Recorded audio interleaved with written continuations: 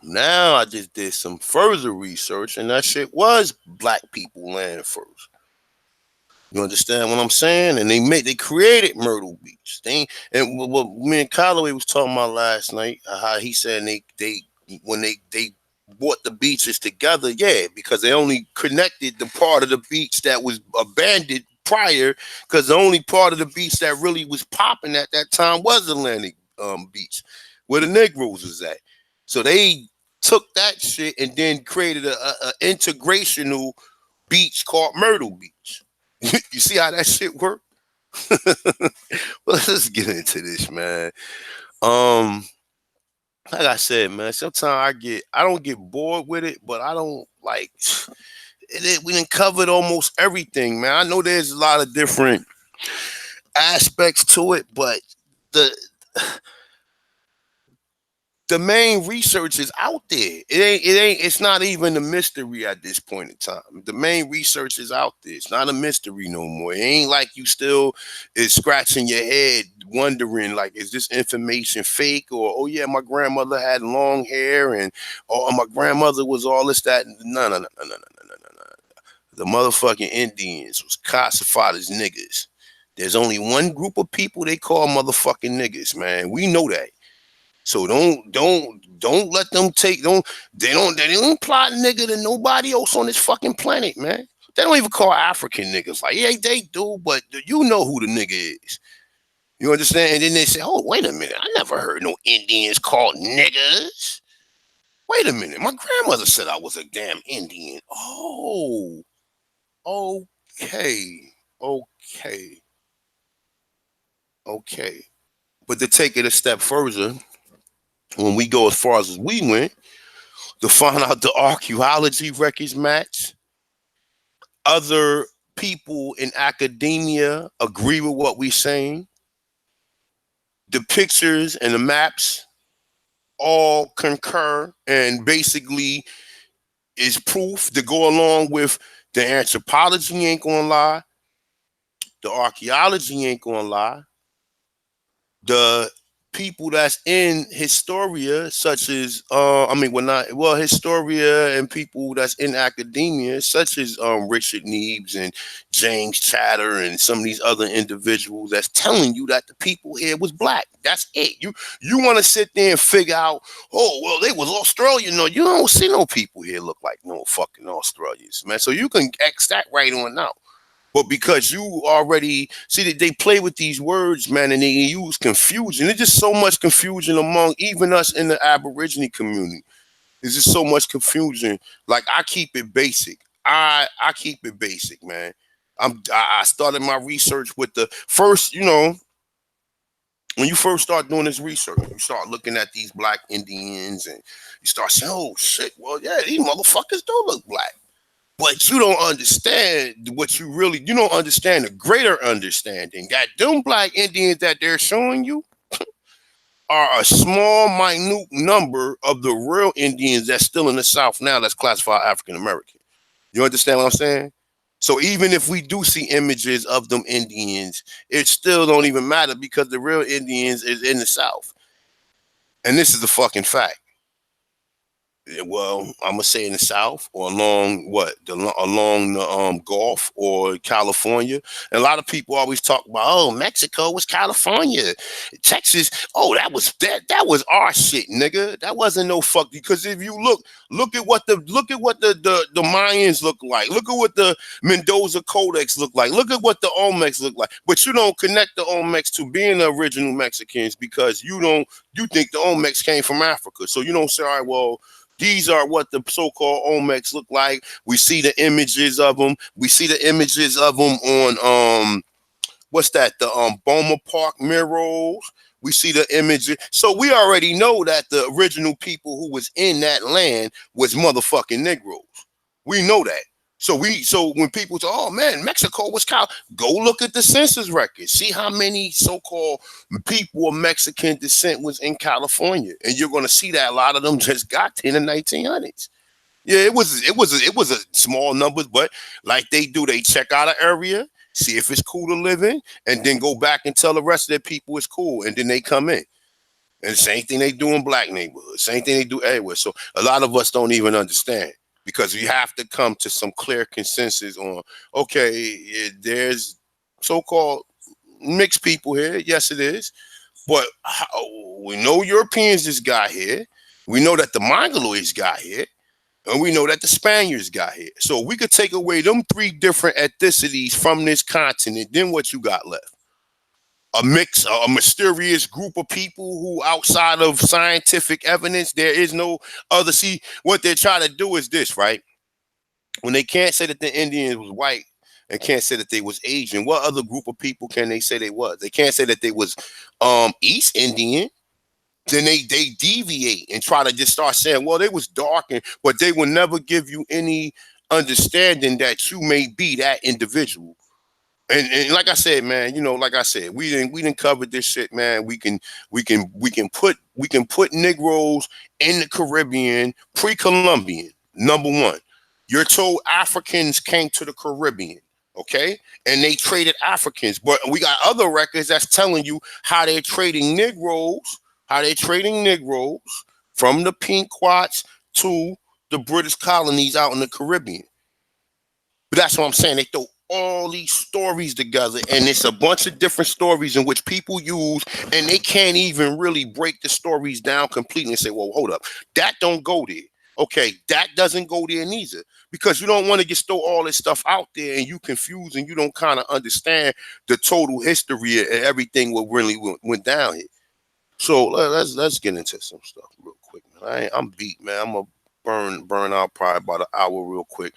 I do got some things I need to do, but I ultimately wanted to do this. Shout out to everybody in chat room. Shout out to all the subscribers, all the day oneers, day twos, day threes, and everybody else that just subscribe to the channel or whatever. Thank you for your subscribing. But this ain't about me. It's about you, because this is information for you.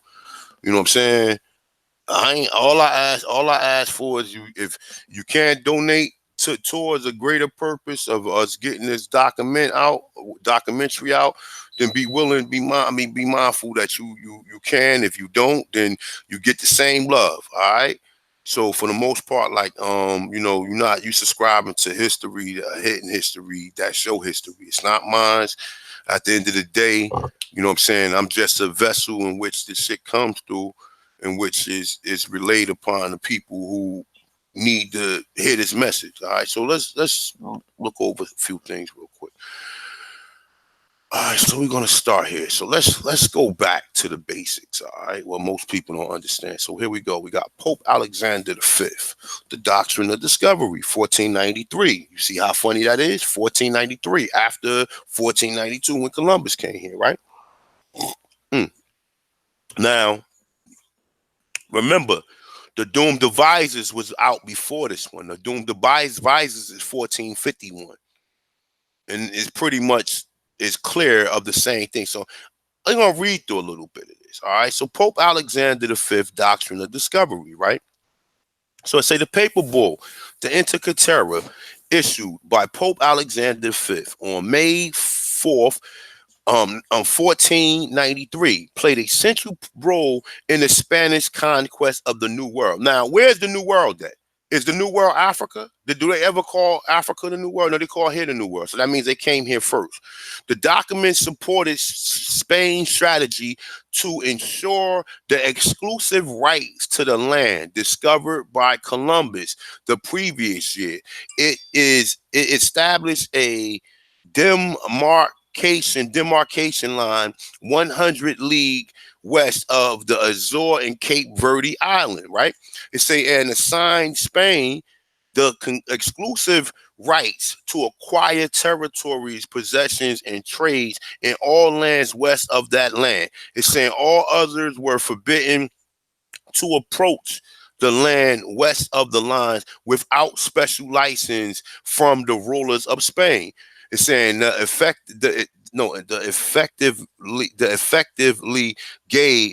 effectively gave Spain. Hey, let me open this shit up. My bad. Let me see. Let me open it. I've been having a little problems with my eyesight lately. All right. Let me just adjust this a little bit. Just give me 1 second. All right. All right, this effectively gave Spain a monopoly on the lands in the New World. The bull stated that any land not inhabited by Christians were available to be discovered and claimed and exploited by the Christian rulers, and declared the Catholic faith and the Christian religion be exalted and be everywhere increased and spread.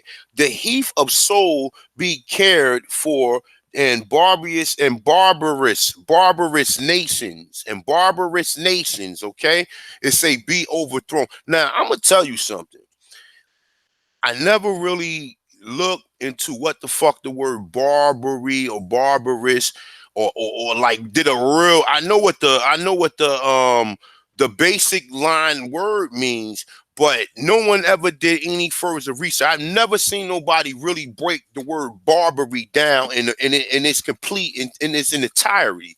You understand what I'm saying? And I'm quite sure we're gonna find some things out. So I'm gonna make it my business to, as soon as I get done with this, or even if I get done with this earlier reading when I'm reading, we're going to click on that word and we're going to look at it. I don't want to get thrown off, but let's just keep that word in mind. Somebody out there who doing the research, look up that word Barbary in its entirety. Don't look up the first definition and think that's it. Research it. Research it, find as much information you can find on it and see, is there any connections? Because Barbados, I'm quite sure Barbados had something to do with the word Barbary. I'm quite sure it's not. I don't have to be a motherfucking comedic scholar to know that. You understand what I'm saying? I don't have to be a comedic scholar to know that the Barbados has something to do with the word Barbary.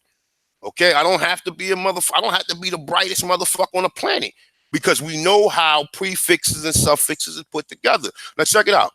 Look, so now we talking about barbarous nations be overthrown and brought to faith itself. This doctrine of discovery became the basics of European claims in the Americas, as well as the foundation for the United. Now, I'm not writing this shit. They putting this shit right here.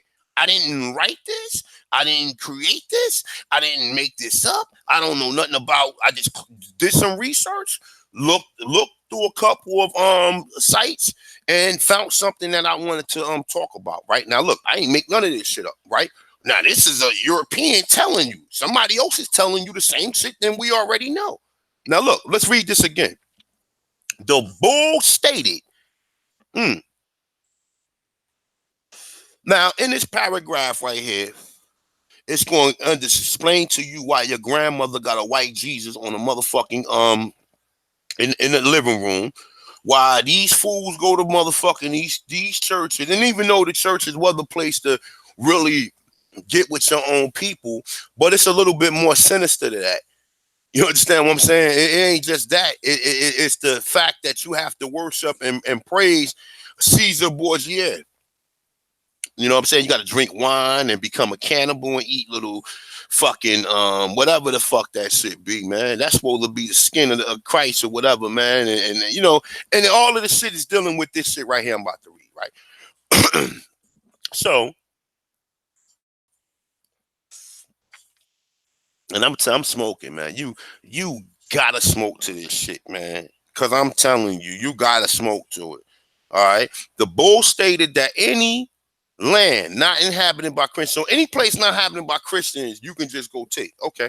It saying was available to be discovered, claimed, and exploited by Christian rulers, and declared that the Catholic faith and the Christian religion be exalted and be everywhere increased and spread, that the health of soul be cared for, and the barbarous nations be overthrown. Now, we already know what the barbarous nations is. They're talking about, they're not saying the Moors, they're saying the barbarous nations. The niggas think the Barbaries are these mixed people. No, them are mulattoes, the people that's over there that's claiming to be the Barbaries now. The real motherfuckers that was the Barbaries was overthrown, and now they probably Negro, black, and color here too. And that's a fact. And that's a fact. And that's a fact. You understand what I'm saying? So now look. Now it's saying Barbary nations overthrown. When we read the Doomed Devices, it's talking about overthrowing the Saracens. Now you got, and you know the funny thing about it is this, man. I'm not new to this shit. I've been researching this stuff for a long time. Okay, I've been researching this stuff for a long time. I know melanated people over in Europe and Spain and the Iberia Peninsula was called they was called Saracens. We do know this, okay? Another word for Saracen is Moor because the Saracen is only a dark skin complexion person. It ain't no, even though they derive from derived from the line of Sarah and Abraham according to the biblical texture. But for the most part, we know Saracens was motherfucking people who could have been classified as Negro. And the same thing when they tell you about the barbarous nations. Because I got a map that's going to blow your motherfucking mind in a minute. When I show you that they considered the Southeast tribes to be Barbary tribes, yo. Now, I got a few pages of research on this. But I'm not going to elaborate on it because I'm not certain on what's the implications of why is that word present here in the southeast of North America. Okay. Now, but look, let's get to the most important part. So it's saying that barbarous nations be overthrown and brought to the faith itself. This doctrine of discovery became the basics of European claims in America, as well as the foundation for the United States Western expansion. Now, look, the United States was formed in 1776. They're telling you that the United States ain't got nothing to do with Britain. Obviously, they had to because Britain came here on the backs of this. When they talk about the European claims in America, they're talking about the Britain claims in America. The descendants of the people that came from Britain formed what you call the United States, right? So they're still under the doctrine of discovery as well. Now, look, it say in the United States Supreme Court, in the case of 1823, case Johnson versus McIntyre, it's saying Chief Justice John Marshall. Now, Chief Justice John Marshall, was this nigga a fucking chief or was he a judge? It's saying opinion in a unanimous decision that the principle of discovery gave European nations the absolute right to the new world lands. Okay. Now check this out, right? Now, I'm gonna tell you like this, right? People can't be that fucking bright, right? If they wanted to come here that fucking bad, when is they talking about going to Africa, conquering over there? And in fact, if they went to Africa and conquered over there, then why would they come over here and bring people from over there and build the settlements over there when Africa is much closer? Okay, because they came here first. You never heard no African being called any Aborigine or none of that. The only two people you hear that term being applied to are here and the people in Australia. You don't hear no African being called no Aborigine. Okay. Now, anybody who know anything about the doctrine of discovery is going to easily tell you that you don't see nothing say anything about Africa in this shit. Nothing. It said nothing about Africa. It said conquer the new world. And then, like I said, when you go further and you start saying, well, hold up, wait a minute. You start reading what's the premise of people. They came here to take the land. They came here and to make you assimilate under this system. You understand what I'm saying? The ones that didn't want to assimilate under the system became the fucking Seminoles. And was even warring with them, fighting or stopping the land encroachments. The ones that assimilated with them and didn't have probably waved the white flag was probably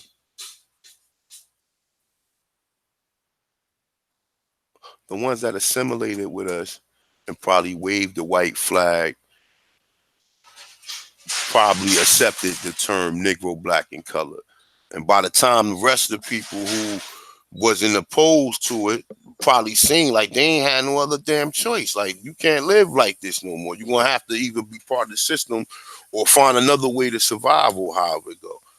So, I mean, it's kind of self-explanatory though, but let me read a little bit more of this, all right? So now look,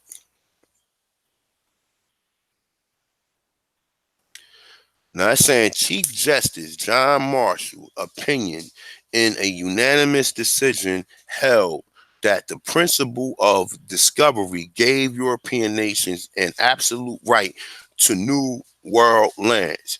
In essence, American Indians only a right of occupation is saying which could be abolished. Okay, now look, check this out. Let's go read some more of this.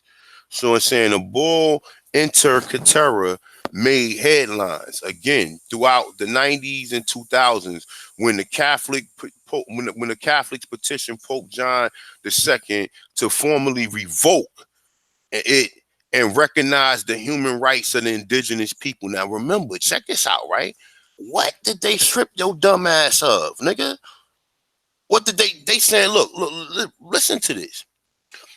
The bull Intercaterra made headlines again throughout the 90s and 2000s when many Catholics petitioned Pope John Paul II to formally revoke and recognize to human rights of the indigenous people, right? Not Christian people, right? Now check this out, right? What do they always tell you that you are? 3/5 of a person, right? 3/5 of a person. And most people say what the 2/5 that you missing is divine, no, what they call that shit? Divine creed, knowing who your forefathers was and nationality, being part of a group of people. Because like you even say, like black is a blanket term. Black can be applied to anybody in this continent who got the same color skin as you. But that don't mean that they're from the same tribe or from the same nation or have the same cultural practices. Yeah, you come here and have culture freedom. And when you in America, do as the Americans do. You do as the Americans do. When you in America, you wear Jordans. You listen to hip hop. You say slang words. You wear hook parts. You wear flat tops. You wear dreadlocks. You wear all this stuff. You do as the Americans do when you in America. And this is leading to everything else what we about to talk about. Now look, check this out, right? I think it stops there. Let me see something. No, all right, it does stop there. This ain't the actual whole document. Um,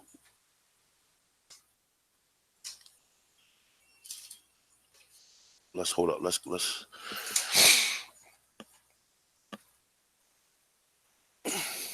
And like I said, shout out to the brother Lex Well, bro. Because Lex Well was the first motherfucker I ever heard mention any of this shit, yo. I'm talking about the doctrine of the doomed devices, man. This is the first person I ever heard mention that. So definitely shout out to him. And like, definitely showing the information and giving us information. Like, I mean, for real, man. You know what I'm saying? Because like I said, I mean, I was at a brick wall because between a lot of the brothers who were putting up Indian channels, they were showing mongoloids next to black people, and that shit was just a little too confusing for me, man. Because I know people in my family, and I don't. Yeah, it might be one person with straight hair. I mean, but that you're not going to tell me because one person is straight hair. You can say, well, oh well, some of us are different. When the other 10 people got the same texture hair, that's telling me something that's not consistent with science. It's not consistent. If you see one person in your family with straight hair, and you pick 10 people in your family, and out of 10 motherfucking people in your family, nine of them got nappy hair, and that one person got straight hair. You said so? You telling me that's original? How did that person hair get that texture? What chemical or what other DNA structure is in that organism for it to alter the texture or the natural texture of their physical composition? All right. So now let's just touch on this. All right. So and I mean, you people know this is true. Well, you know this is true.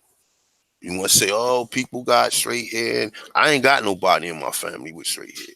I'm not saying I'm different from nobody. I'm just telling you what's in my family. But I got people in my family with nappy hair that's saying they're Indians.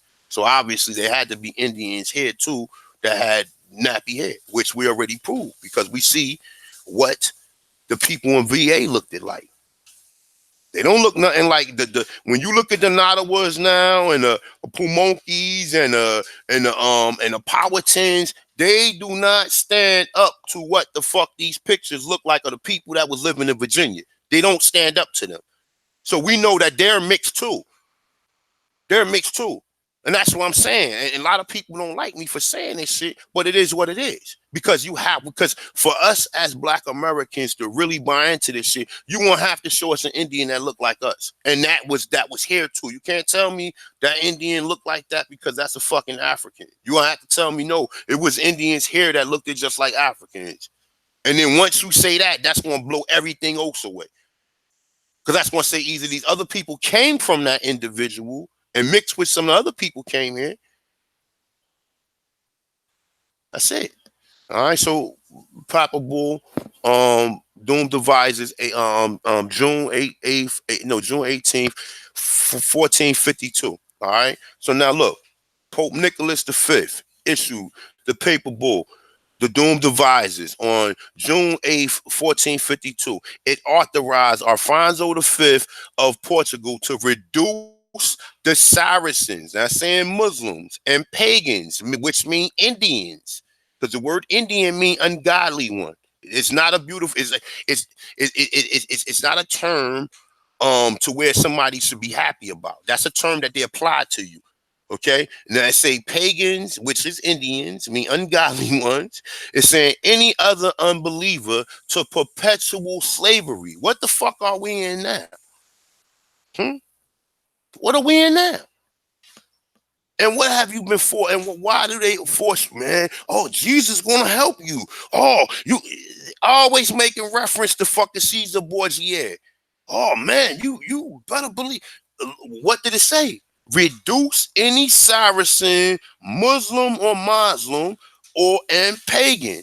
Okay, and any other unbeliever. If the people of the Americas didn't know nothing about Christian, what would that make these people here? It's $1 million question. What would that make these people here? If the people of the Americas don't know nothing about Christianity in Europe, don't know nothing about none of this shit, what would that make the people here? Let me see something real quick. Let me make sure y'all can hear me. What would that make? All right, pagans, anything not an army of Jesus is saying, yeah, exactly. Heathens. Oh, we're going to get to that. Don't worry. We're going to get to that word heathen. Hold up. We're going to get to that. Proud heathen. That's right. Now, look, check this out real quick. All right. So, where was I at? I'm sorry. I lost myself. It wasn't here. No, it was over here. All right, here. So, look. Let's check it out. Let's read this again. Now, look, check this out. Now, we're going to see something different here because they changed it. But the original document don't mention Africa. Now, check this shit out right here. They threw Africa in it, right? Now, look. Why they not calling Africa the New World if they never been there? And then people that was there, if they don't know nothing about Christianity, means that had to be a new world too. But check this out, right? So, look. This facilitated the Portuguese slave trade from West Africa, right? Now, remember, the Portuguese came to Brazil first. I mean, even though when we say West Africa, remember, all of that shit is part. If you look at the Iberian Peninsula, right, and you look at where Portugal, you look at where Italy, you look at where Spain, all of that shit is right on top of what we consider Africa to be. It's just a little water in between all of that or whatever. But if you when you look at it, so West Africa is the tip of Africa, right? So now you have to say, well, hold up. If you really want to break down this research, you look and see, well, what colonies in Africa did the Portuguese rule? What year did they rule these colonies? What was their purpose of going to Brazil? You understand what I'm saying? What was their purpose of going into Brazil? What was their, because it was to spread Christianity, right? But what do you get when they go into Brazil? What do we get from Columbus himself? Columbus said he took people back. When he took people back, people was like, yo, this nigga balling over there. Go get the ships, my dude. We're going over there. We're going over there. Go take that shit from Columbus. Or go find our own shit over there, which they found Brazil and did the same shit that Columbus did. When they call you Negro de Terra coming to Spain, the people who in some places, because it wasn't even as elaborate as these people is making it out to be. Like these people had the power to set up a colony over in Africa and set up. No. They had to do because they was warm with these people. So they ain't have time to set up. That shit came later. You understand what I'm saying? Because if you look and see, most of the Portuguese colonies that's in West Africa came like in the 1700s. It wasn't in the 1500s. And it wasn't like some of the colonies that they only had for a year or a small amount of time. And we honestly don't know what the hell was going on in there. We can't say it was black people, aka what we consider to be Moors, who originally occupied the land of what we call Europe. Okay, we don't know where them people went. We know that a lot of them people, some of them came here. We know that, all right, like even when you go in the UK, and I know the brother Copper Hotstep know this. Outside of the Nigerians and the so-called Africans that came there, right? And outside of some of the people who recently came from the Caribbean to the UK and some of them parts. Other than that, where are them black people originally from? Here, the Americas. Or either they from here, the Americas, or they are descendants of the original Europeans who occupied that land. And with the exception, once we pull out the so-called blacks that migrated there, like the Nigerians and I don't know. I guess it's numerous different ethnicities from different continents. I mean, different from different countries in the continent of Africa, in the UK. But the ones that you see over there, the ones like a lot of them, the maroon colonies or whatever, that was sent over there or whatever, them people was from the Americas. Either they from the Caribbeans or they directly from the Americas. All right. Now let me read a little bit more of this. Now check it out, right? It's saying this facilitated the Portuguese slave trade. Now remember, the Portuguese didn't come here first. The Spanish came here first, okay?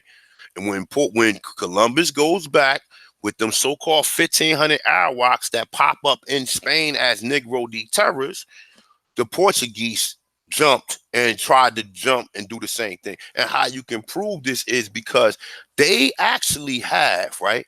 They actually have, all right, the Jesuits had to split up the so-called Caribbean and South America among the Spanish and amongst the Portuguese because they was fighting over it. Remember, Columbus came in first. You ain't hear nothing about the Portuguese coming here. The Portuguese came here after Columbus came here because when they went back to, because all of that shit is the same. You know what I'm saying? And they wasn't even like the Portuguese is the Spain. They just further up the fucking hill. They the same fucking people. Just like the Italians are Spaniards too. Same thing. But you see how they separate the so-called Sicilians from the Italians. How the Italians think they different from the Sicilians. Because the Italians are more like just like Portuguese and fucking Spanish people. They look the fucking same. You can look at them and tell. All right, now look, check it out. And they speak the same. Italian, the language they speak ain't nothing but fucking Portuguese. It's the same fucking thing. They can understand Spanish, man. They can understand Latin. And I'm sitting up there wondering, like, how the fuck could you understand? I thought it was different. But it's the same shit. It's the same thing. They speak it differently, like how people down south say things differently than people in the north. That's it. We still speak in English. We just say it differently. You know what I'm saying? We still just that's the perfect analogy. So just like how brothers and sisters in the south speak, or compare to brothers that's in the north. Same thing. That's the same thing. It's the same exact as a Spaniard Portuguese, and Italian. It's the same fucking thing. Now look, hold up for a second. That's why I say I've been looking. I look at phenotype physiognomies. I've been looking at physiognomies all my damn life. You know what I'm saying? Because my mother light skinned, and I always was wondering like how the fuck was she's black. You know what I'm saying? And I like wondering growing up. You know what I'm saying? And I'm light skinned, and I always wonder, but my brother darker than me. So I'm like, we the same fucking people, but how it's like, you know what I'm saying? Like you start looking at, so growing up I always used to look at different people and say, all right, well, boom, that's how I know how I can identify with the classification of color, because all 9 European people was classified color. That's the same fucking word the word Moor means. All 9 European people was called Moors. But people have a hard time understanding that shit. Whether they want to sit there and figure out, well, who created this and how long they created this and when was this term, or they can't even find no other term that they call this of other than we not Indians. So I don't know. So even that, okay, we are that, but we're not that. We are that. We are that by default, but officially we're not Indians. We were somebody else. They just made that word Indian the so-called official word of the indigenous people of the Americas. So we have to use that word for people to understand. And like I said, my dude, it's the gig is up. Because anytime I can go from one block in my city to another block in my city of people in poverty to another block in my city with people in poverty, and go from up the block, down the next block, up the block, down the next block, and people, all these people telling me they Indians, but they all classified as African American. All of them, all of them, all of them. I've ran into so many fucking people just randomly, and just like I said, in certain areas, young motherfuckers who don't even supposed to know this shit. You understand what I'm saying? But let's get back into this. All right. So look, all right. So now it's saying the same Pope wrote the bull, Romanes Pontifex on January 5th, 1455. Now I'm gonna tell you something, right? I don't even think I don't even think they was dealing with that calendar January. I don't even think it was a January in 1455, y'all. If I'm wrong, I don't know when the Gregorian calendar was created, but I don't think there was a motherfucking January in 1455. So that's how you know that, people were saying, writing this article from a so-called, they writing it from a modern standpoint. All right. So, all right. Now I say 1455 to the same Alfonso. It's saying as a follow-up. It's saying the doomed devices it extended to the Catholic nations of the European dominion over discovered land during the age of discovery. It's saying along with sanctifying and the seizure of non-Christian land, it encouraged the enslavement of native non-Christians. And they saying the people of Africa, but listen, understand this, my brother. Understand this. Colonization in Africa is being controlled by the people over there. The black people in Africa are colonizing their own people. So that's how we know that the heavy focus was never on Africa, was always on the Americas. It was never on Africa like that. And the people think that, we got all the resources we got, nigga, all the oil that they found here, nigga, we still got oil here. The same shit that's over there, the same shit people got here, but people don't research that. People don't even identify with themselves as being an Aborigine or being an American. If you identify with that first, you wouldn't keep being all on the jock of fucking Africa, and you wouldn't always claim their resources, and you'll understand the resources and the vast resources in which what this land already had, right? So, okay. So that's another thing. Like I was saying last night, I listened to a brother named Lance Scarb sometime, right? He a good brother. He do some good work or whatever, but he think he African, right? And he was saying how when he went over to I believe Kenya. I think it was Kenya, Ghana, or whatever. I think it was Kenya because it was North Africa. No, it wasn't North Africa. It was East Africa. All right. So look, he was saying how the mangoes tasted, and he was saying how the mangoes in the Caribbean don't taste the same way or whatever. And I'm looking at him like, nigga, the mangoes is indigenous to the Caribbean. Nigga, what the fuck is you talking about?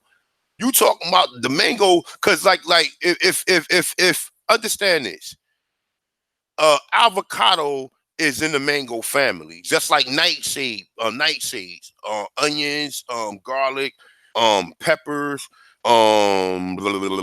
tomatoes. All of them are in the nightshade family. You understand what I'm saying? Just like in your Confucius, if I'm saying it right, you know what I mean.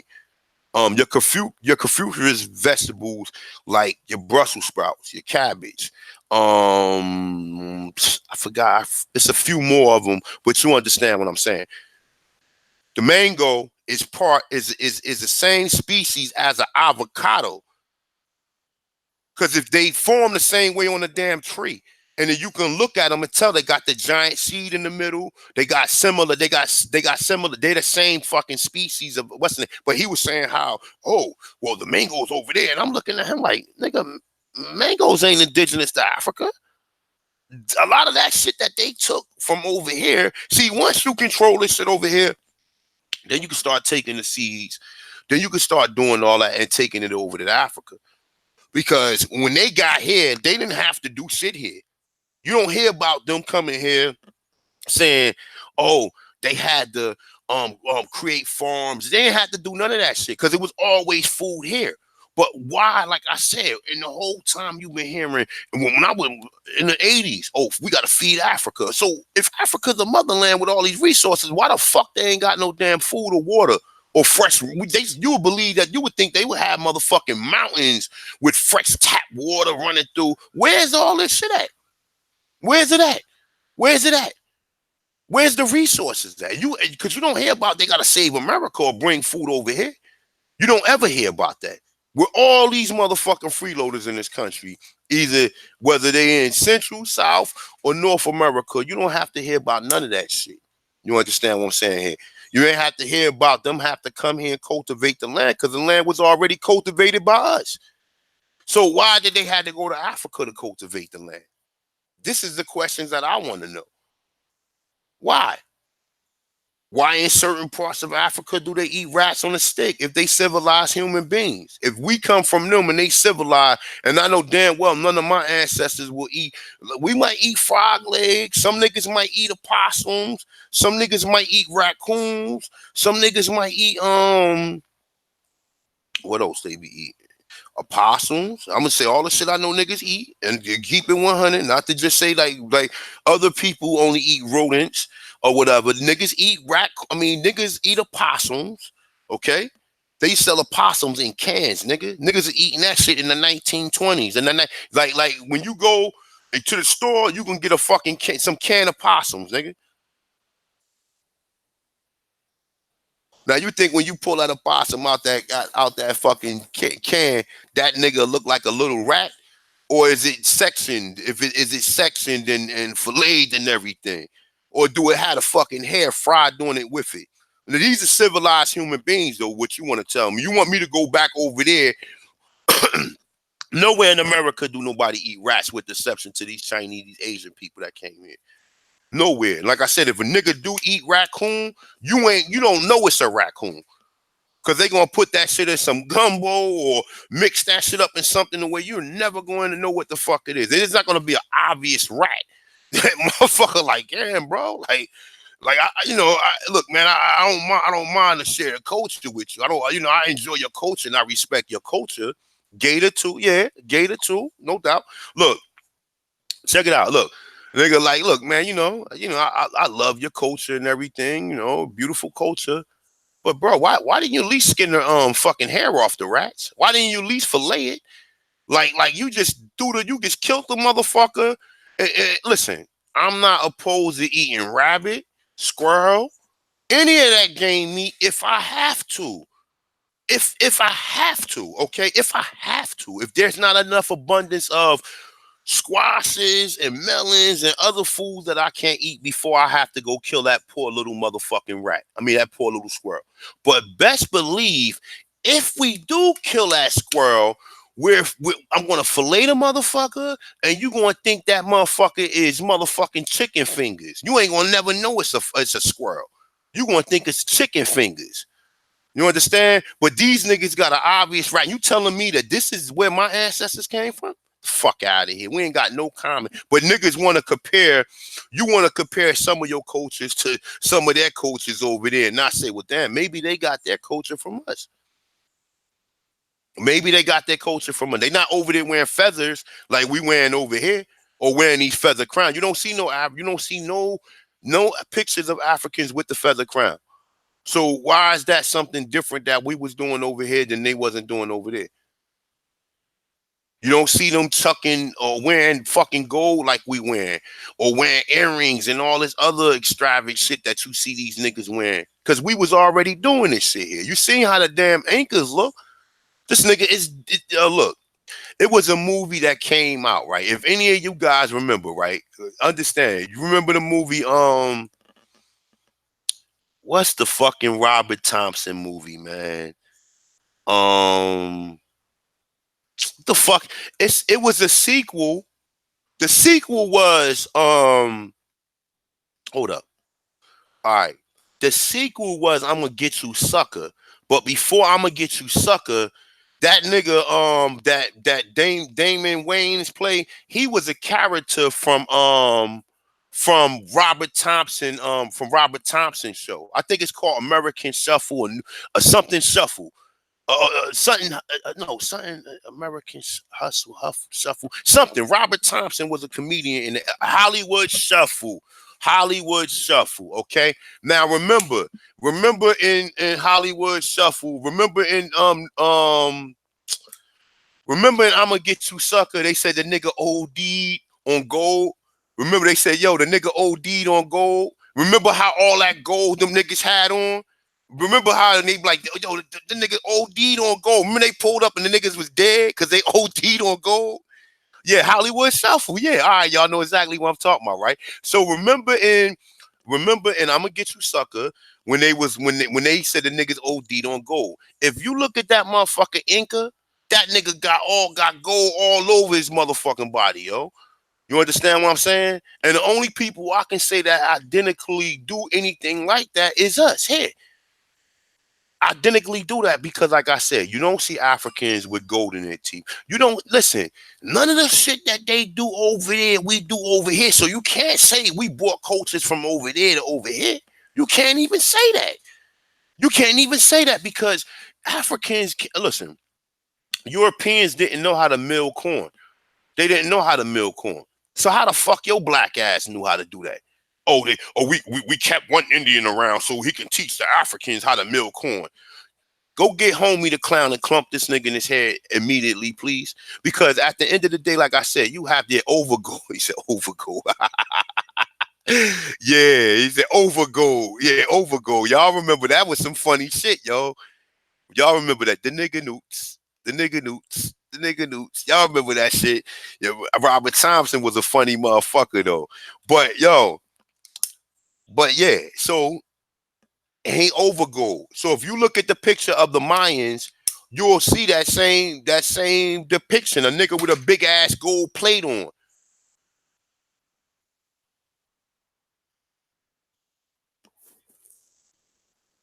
Hmm. Mm-hmm. Let me see something. I might got a picture of it. Let me see. I think I do got a picture of that. Excuse me.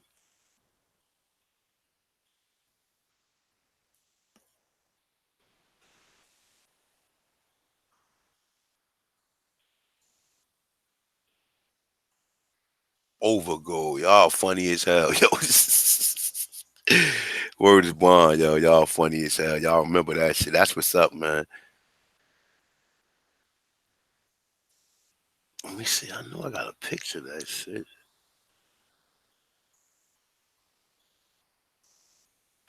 You know what? It's on my phone.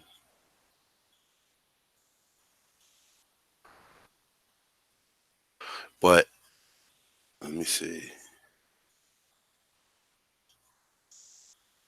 But what I did see, I got pictures of them with the gold chains on, like this one.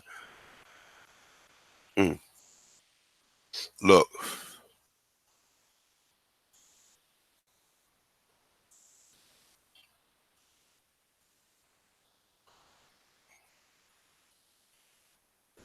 what's this around his neck, right?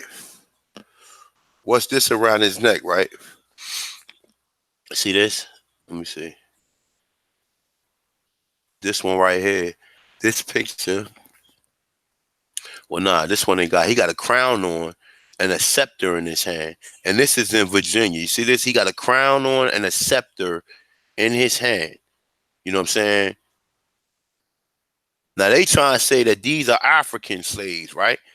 Right? They want to say that these are African slaves when we know damn well these is fucking Indians. Well, no, I think the capture is referring to these are Indians as well too. I don't be correct, but yeah, I can't find an Inca picture though. But all of these images got motherfuckers with gold around their neck, man. And I mean, the main ones that a lot of ones that I've seen. Let me see, like this one.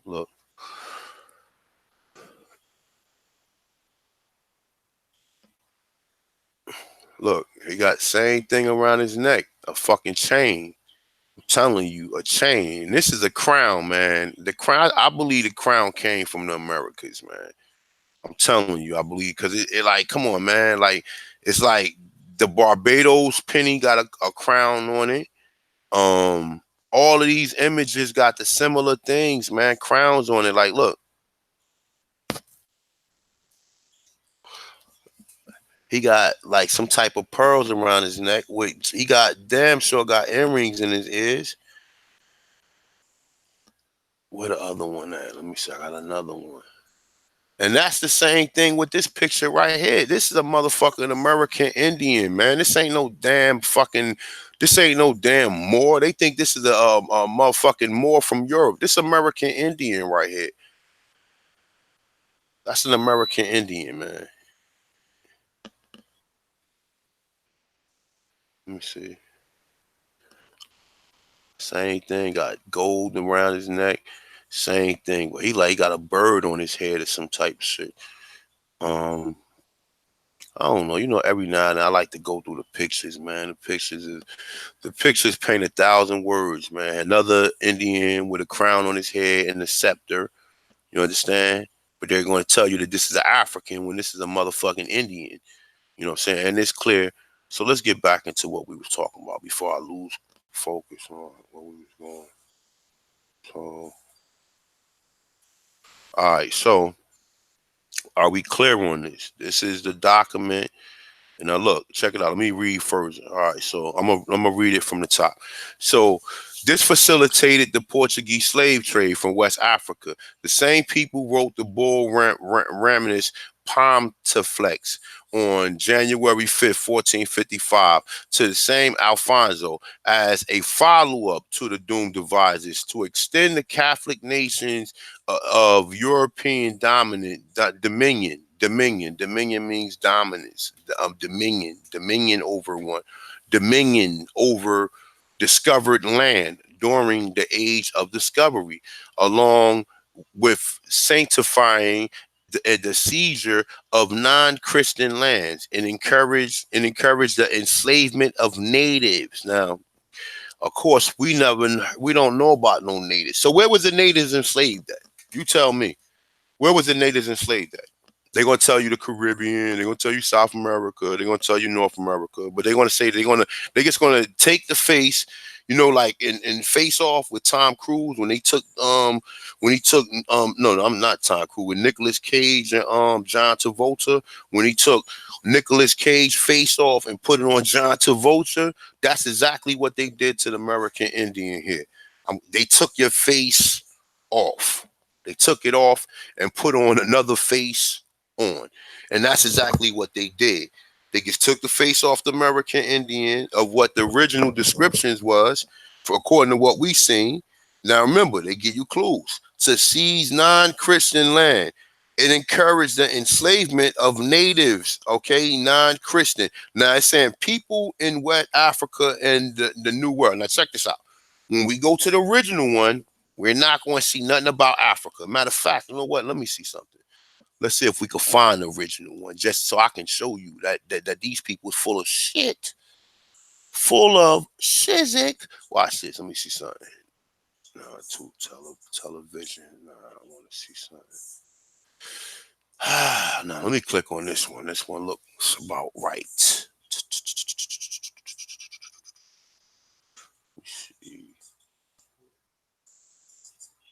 What's this site? Let me see something.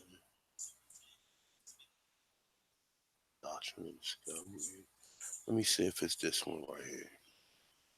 Yeah, it's the same one I'm fucking on. Hold up. My bad, y'all. Hold up. Let me see this one right here.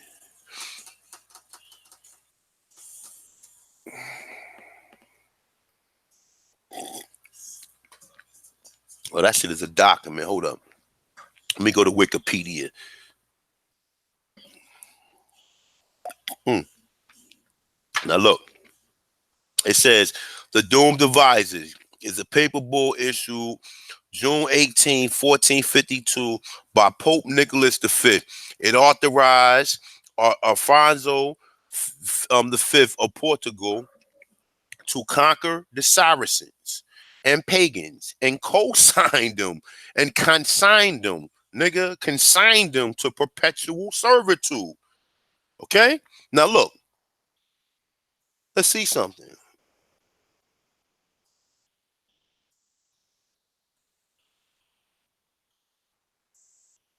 All right, it says here. Now check this out. This is dealing with the Moors. Remember, now when you read this, see people get this shit confused with what happened here, right? But let me see something. So it's a background. By the summer of 1452, the Ottoman Sultan, now they trying to say Muhammad, it's Muhammad II, completed the Rama something fortress. It's saying on the western of the European side.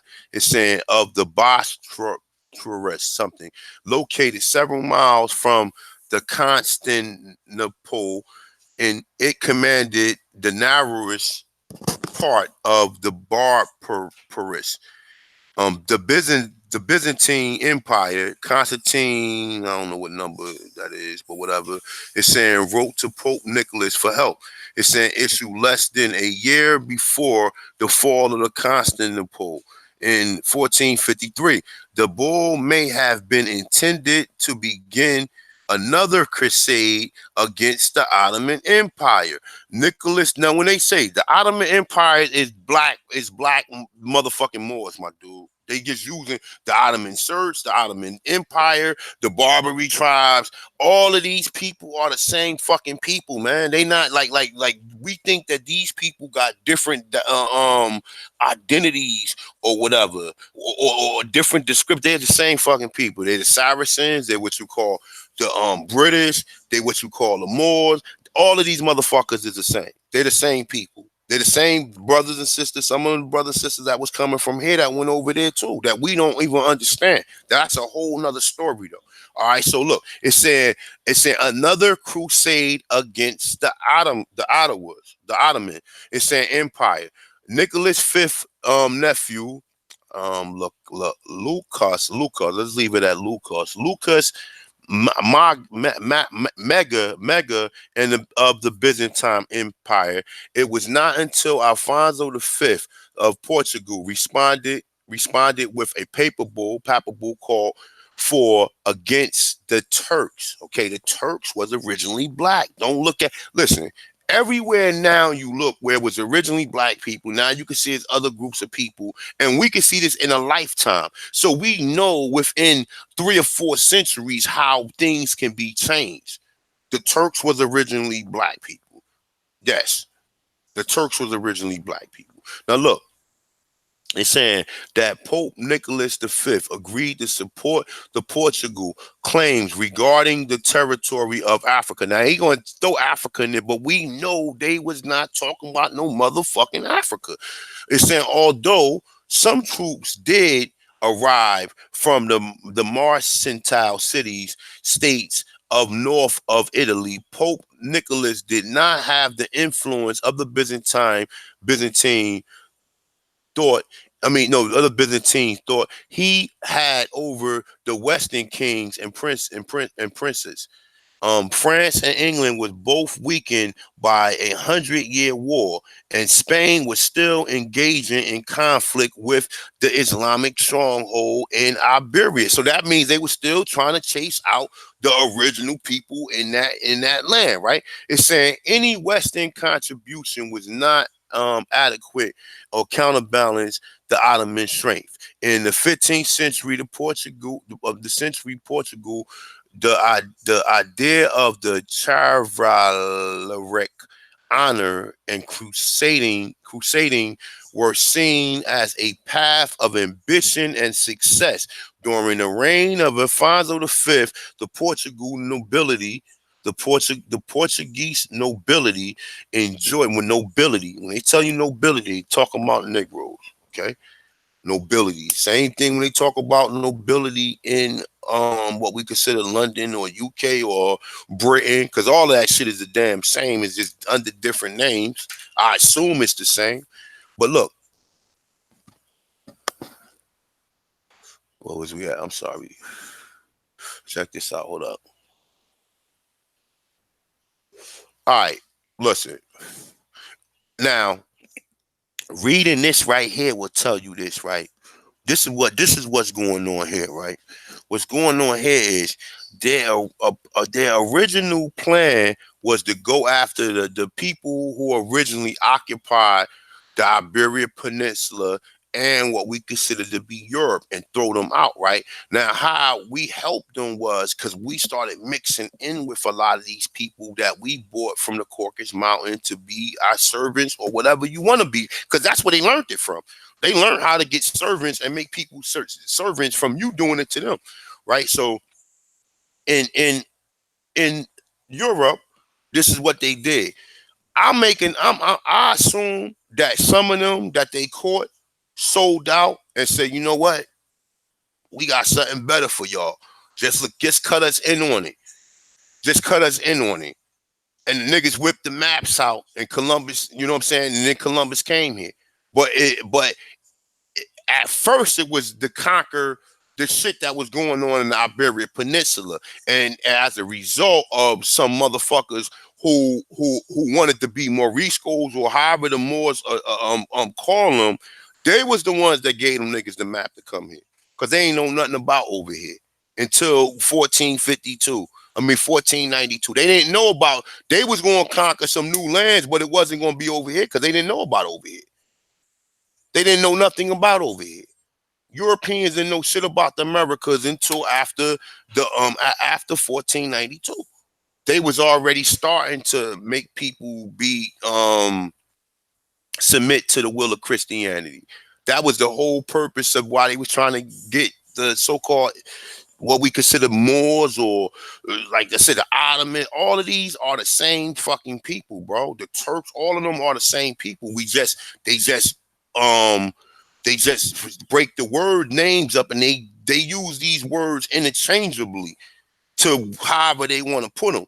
You know what I'm saying? And like I said, when you study this, you understand that. So, yeah, so pretty much this is pretty much the Doom Devices and what it said.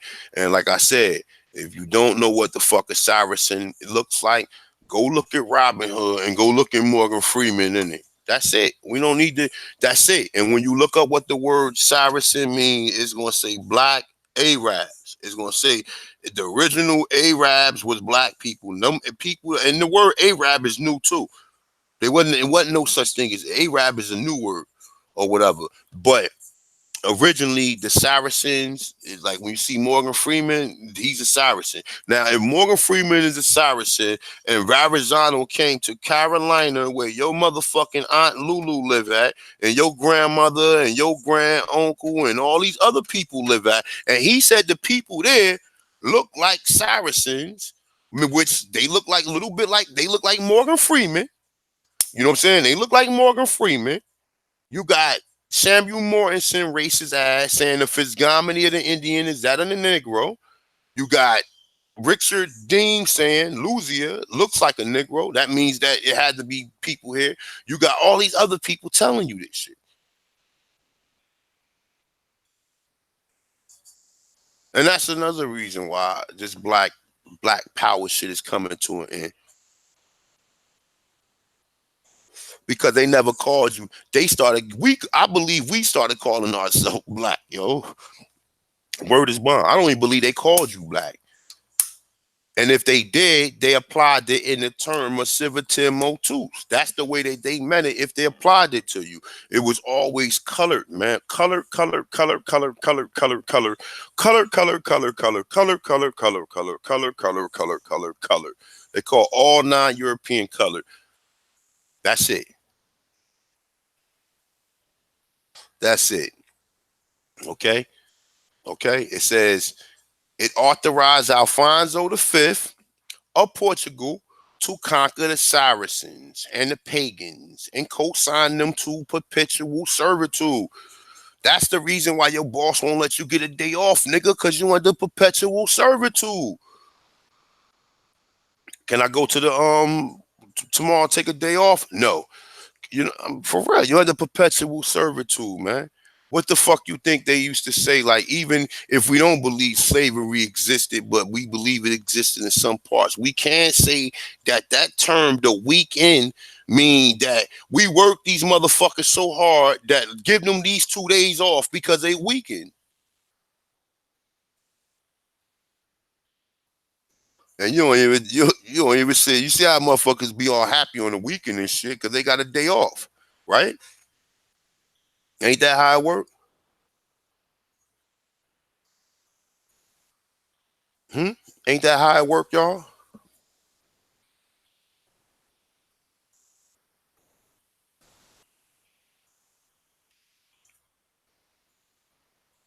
And look,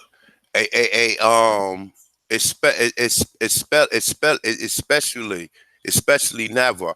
Yo, you right. I'm not even going to elaborate on what you commented on, but you already know what time. I mean, and most people know what time it is too. But what you put right there is exactly what it is, and that's what. And remember, that whole World War I and II has something to do with that same document.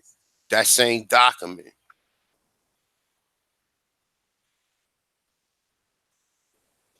Listen, I don't know how to pronounce your name. Kymi. I mean, Kaimi.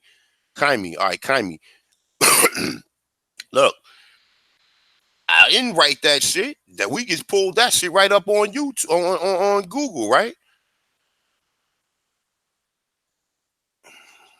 Mm-hmm. Aboriginal troops, they can't wait for the weekend. Yeah, you weekend now. That's right. See?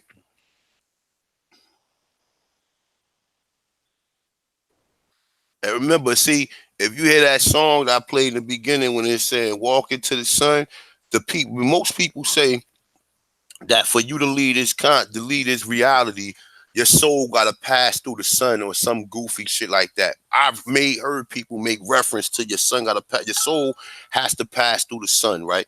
Something about the sun. When the sun come out, we all come out. Whether you, however you look at it, all niggas come out in the sun when the sun come out. When it get hot, like in North America, I mean, right here in the East, we got seasons, so it be cold sometime, and then but when they get hot, niggas be out. You understand? Because that motherfucking sun be out. You know what I'm saying? That sun calls them. That sun called them outside. That's why people here worship the fucking sun, man. And they took that and put it and made you worship a son of fucking white man. You understand what I'm saying? They know you because the sun is what brings everything, man. Without the sun, you ain't gonna get no trees. You ain't gonna get you ain't gonna get plants. You ain't gonna get none of this shit without the sun. You understand what I'm saying? So people worship the sun because the sun was coming, and when they knew the sun was coming, they worshiped. Thank you, sun. You know what I'm saying? And the same thing when people said that they danced or prayed so it can rain. You know what I'm saying? Same concept.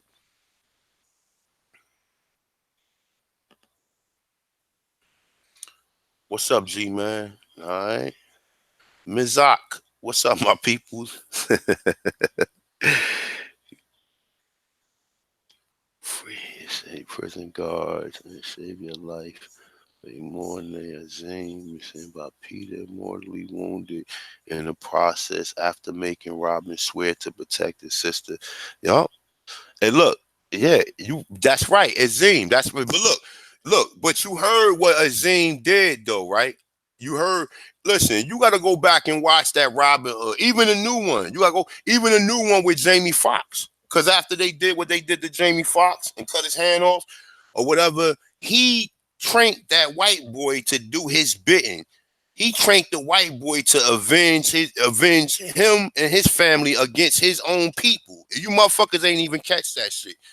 But the original Robin Hood with Morgan Freeman, they called him a fucking Saracen. They never called him no fucking Negro. You never heard, and that's what I'm trying to say. So if it was people walking around in Europe, Portuguese, Spain, or all these places that look like Morgan Freeman, they never was called fucking Negroes until they fucking came here and enslaved your ass or put us under perpetual servitude. You understand? So they never. Why didn't you hear? Why didn't they say? Why didn't they make a reference? You didn't hear them make no race jokes in that in Robin Hood, did you? Because in every movie there's a black person and white people is involved, there's always a race joke. I don't care if it's a serious movie. I don't care if it's a comedy. I don't give a fuck what it is. It could be a cartoon. There's always a racial joke for the so-called black person. They ain't make no motherfucking racial jokes for that motherfucker, yo. For Morgan Freeman. For Morgan Freeman. Saracens. I hate Saracens. But shit. That's it. That's it. That's it. Nigga said I hate Saracens. How Verrazano gonna come in and say that the people here look like the same people over there? The same thing everybody else said. Oh, the people in America, the modern people resemble these Chinese people, but the oldest people resemble these people. So just so happen you got people that in the same land that resemble you, but you not them. Fuck out of here, man. Of course, somebody gonna tell you that. You're like, yeah, you gotta be the goofiest person on the planet not to understand that shit's like, well, hold up. I don't have to be these slaves that you bought here if you telling me it was already black people here. And I got people verifying it in my family telling us that we're Indians. I don't have to claim to be these motherfucking. If you bought any slaves, I don't even have to claim to be them. I don't have to claim to be them. There's no evidence that I was a fucking slave. There's evidence that, yeah, but like I told you, my father in the South, this motherfucker told me in the 1900s, he worked on a cotton field. You understand? He said he worked on a cotton field in the 1900s. But guess what? He worked. He wasn't forced. His family wasn't forced to pick cotton and forced on there to do that. That was a part of employment. That was a part of employment. Most people don't even understand that. That was employment. That's the same reason why you see freemen petitioning to work on plantations. It wasn't to be for freemen to be slaves. It was for them to work on plantations. Plantation was a job. It wasn't what we believe it to be.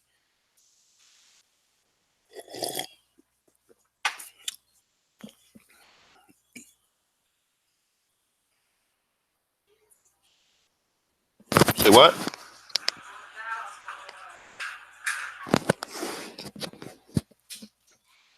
No slaves are people just, yeah.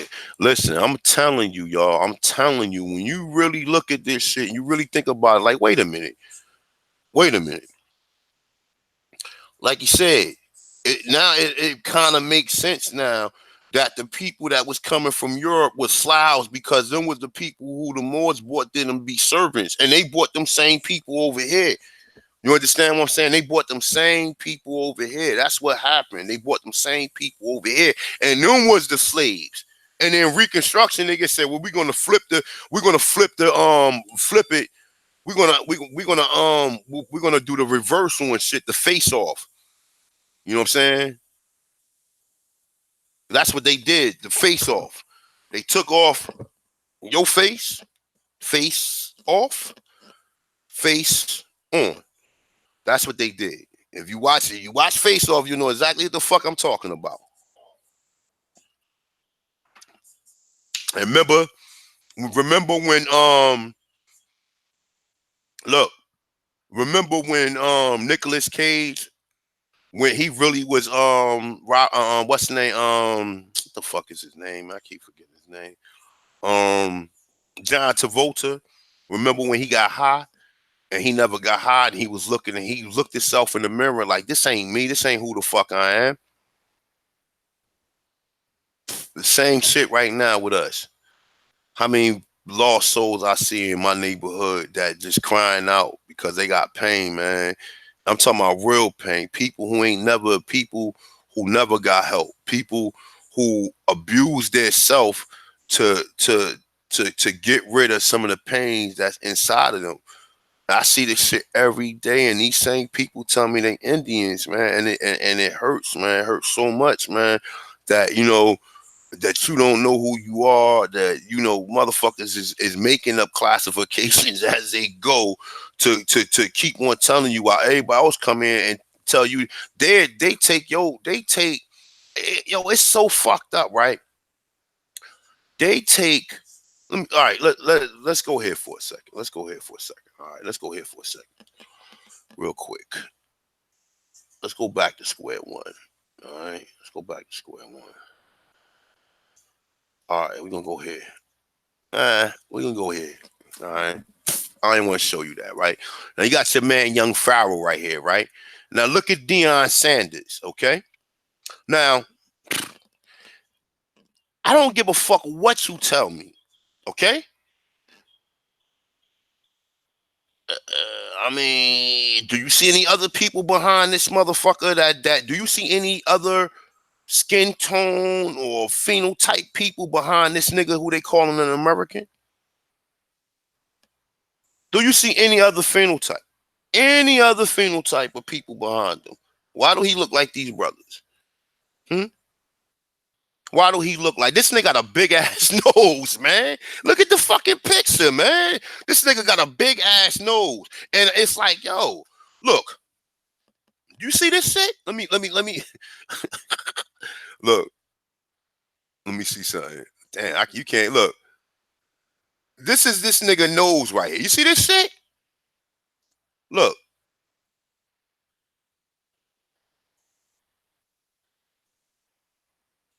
You see this shit? Okay? And it's like, yo, you gotta, like, for people who come here and challenge this shit, like, you gotta be a damn fool at this point in time, my dude. We didn't covered everything. We didn't cover the answer. We didn't went to the academia. Since I'm not an anthropologist and I'm not the brightest, book in the bunch, or however the fuck you say the whatever. We gotta use common sense. But see, the thing is, when I talk to people, when people tell me, well, I got a degree here, and I got a couple of receipts too, my dude, the same receipts you got.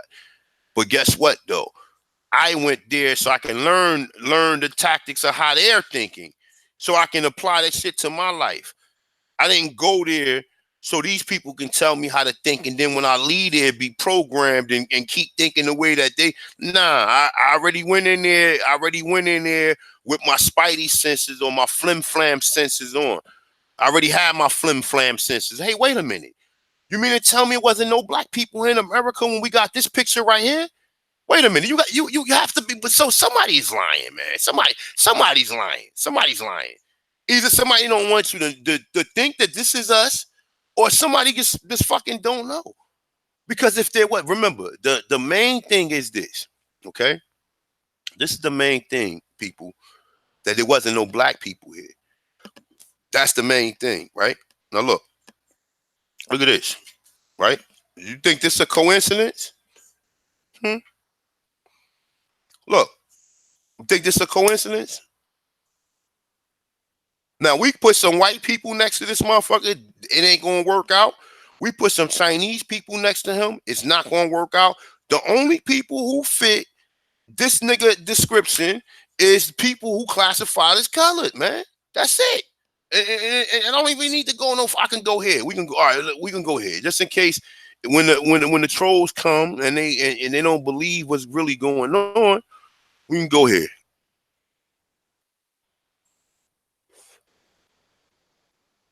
Hold up for 1 second. So look,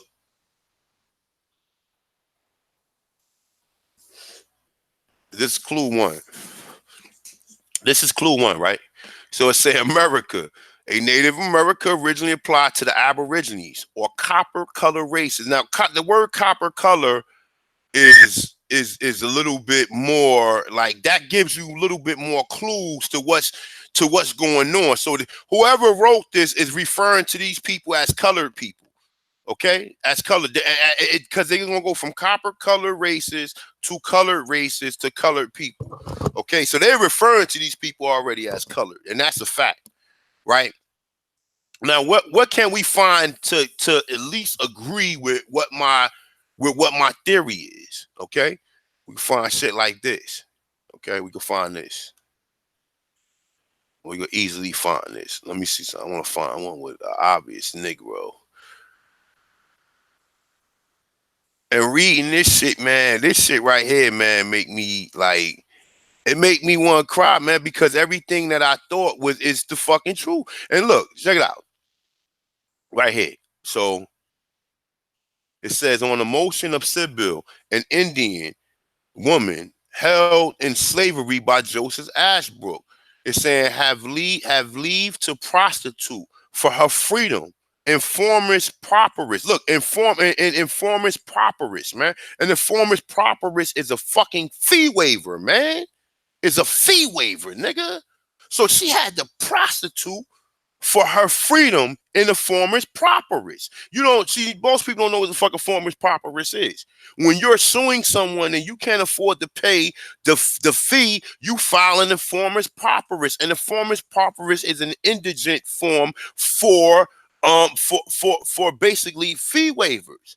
The same thing when you file for an appeal. If you go to one of these municipal courts and you have to file for appeal and you go get the package and they be like, oh, it's $600-700, and they be like, you can't afford. They already try to tell you can't afford it. So you be like, all right, just give me the form. I'm good. Just give it here. Take that bitch right to the county clerk. Boom, boom, boom. Give me a former's properist paper, which is a fee, an indigent fee, meaning you can't afford to pay it. But you still want to hit my motherfucking case. Okay, I can't afford to pay this $1,500, this $3,500 to sue you. But you're still going to file this paperwork because that's what you're for. You're not here. You're not here. You're a nonprofit organization, and you serve what is considered to be people which is classified or deemed as the public. Okay, so look. So this is deep. Okay, so it's saying, let's read it again. In Virginia, 1767, 71 through 71. So Sybil,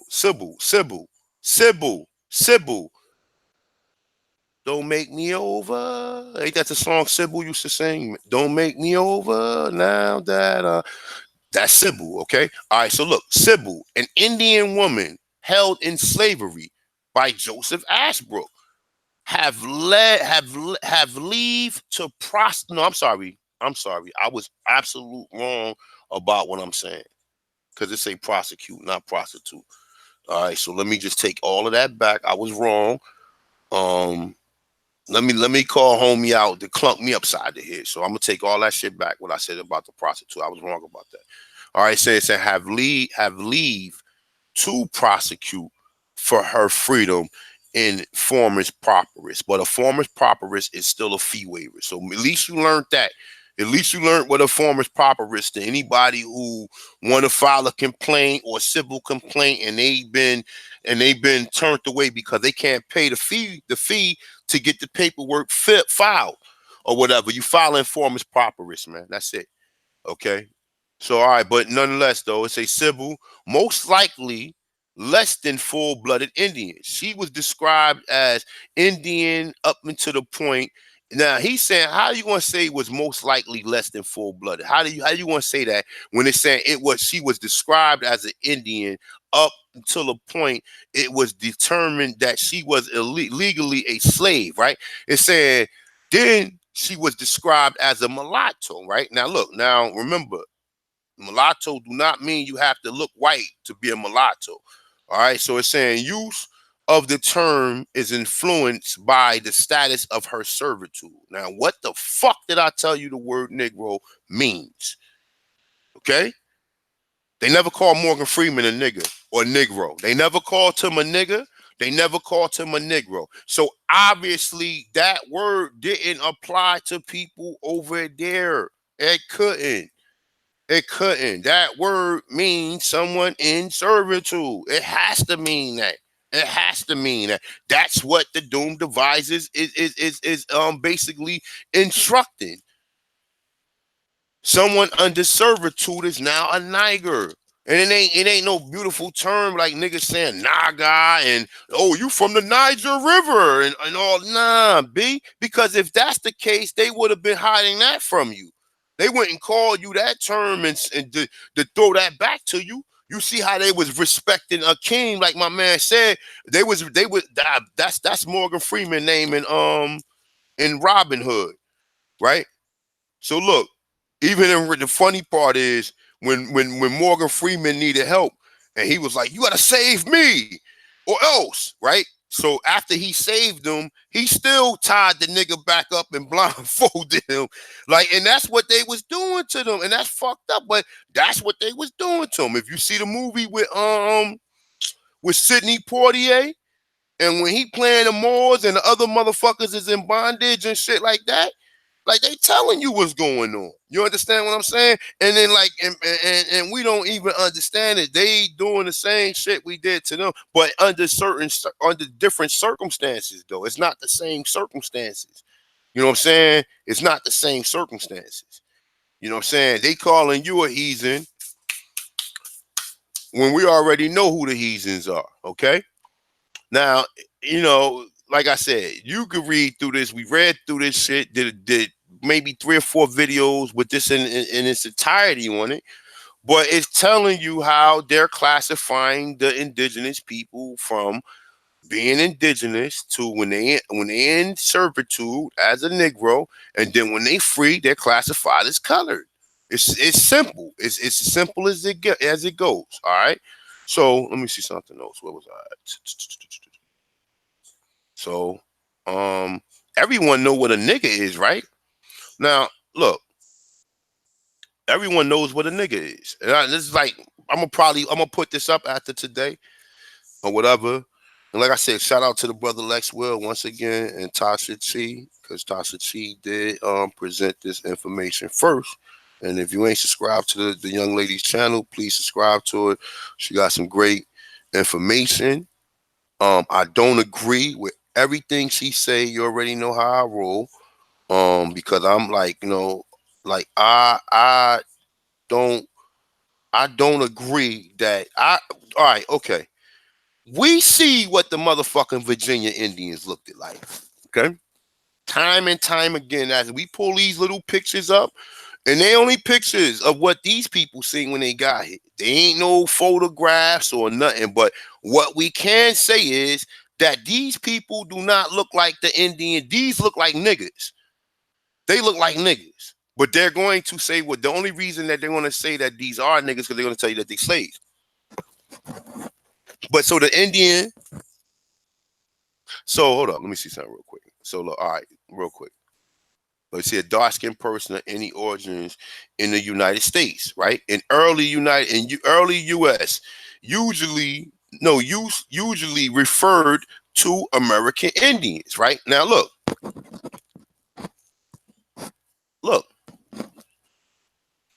What Indian you know was called the nigga? They don't call Tonto a nigga in the long the what's the name, the Long Ranger. When I used to watch the Long Ranger, I never heard him called the nigga, but I have heard numerous black people called niggas on a daily basis. On a daily basis, I've called and heard numerous black people call. So you telling me that you got black niggas in Africa and you got black niggas in America too? But just unfortunately, that the first time we're really hearing that term be applied is to the black niggas that's in America. Hmm? Now it's saying T.C. Halliburton. I bet he was an interesting character, right? Saying 1840. Now check this out. Let me see something real quick, right? Let's just see something real quick. Now keep in mind, this is 1843. Let's see if we can find something. Let's see. Let me go back to the top. Now let's go start from here, right? Now look, this is what they're saying. Now they saying Niger. It's saying now not standard and regional, right? It's saying Niger, Caribbean, right? Now they saying Caribbean right there, right? So now let's go down. Let's look at this. Let's go further into this shit. Now look, listen to this, right? Now in it's saying since referring a dark-skinned person of sub-Saharan African origins or descent. Now check this out. Now listen to what they're saying, or descent, right? It's saying equal Negro, right? It's saying the term strongly racial offensive when used by white people in reference to black people. In written black English and written representation of spoken black English. However, there are usually not the same negative connotations. Recently, the term has been reclaimed by black speakers and used positive connotation. They talking about us. Look, but it's saying see no etymology and sense. It's saying, however, even among black speakers, it's problematic because of the potential to give offense as clear from the following from a black speaker. So now, boom, we go down right here. Now, this is the earliest that I see it right now. Look, let's look this shit over. Now, look, 1577, right? Look, 1577. So now, hold up. Let me see something. 77. Now check this out, right? You see, when you read most of these are not applied to the ones in North America until you get down here, right here, right here. 1833 is when it's applied to the people in North America. Because up here it's talking about Guinea Negroes. It's saying it's talking about Canaan, a Niger, whatever. I was trying to find some connection to that, but now it's saying 1636. It's saying have granted passage to a Moor and 3 Nigers. Okay. Now that's in 1634. All right. It's saying the priest came to fetch him forth. It's saying saw him thus the rest, never seen hair before. It's saying from there had none but wool. It's saying and very short as a Niger had. All right, now that's another term, but right here, when you get right here, it says some say poor Niger have no soul. Now I say some say poor nigger have no soul. Now that's they don't say it's SHOULE, but I believe it's soul. It's soul. What the fuck is that? I never seen that word before. Let me get my dictionary. Oh, let me see something real quick. Let me see if I'm right. I wanna so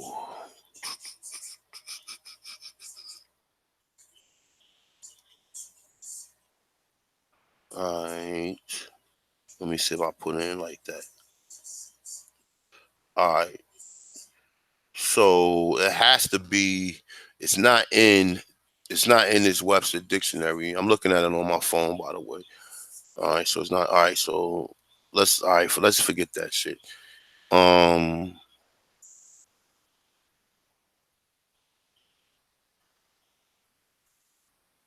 All right. Hold up. Look at this one right here. It said 1897. It's saying what I wanted is a genuine nigga. Look, not a colored person or a Afro-American or a darkie. It's saying, and one who has been there before. It's saying game fishing in Florida. You hear that shit? He wanted a genuine nigga. Okay? A genuine nigga. Huh? A genuine nigga. Well, what's up with that? But check this out, right? Look, listen to this. Listen to this, right? So this is H. Latham, black and white. So it's saying niggers. They are not colored persons yet in the South. It's saying are most artful flatteners. Okay. Now look, it's saying they are not colored people yet in the South. It's saying niggers. They are not colored people yet in the South. Are most artful. Yeah. So they saying that the nigger, which is not a colored person yet in the South, are artful flatteners. I don't know what flattener is. An ironer, someone who irons and shit. I don't know. But you look through this shit, you might find they got clues in here telling you. Like the other one right there just told you. Look for a genuine nigga. Okay.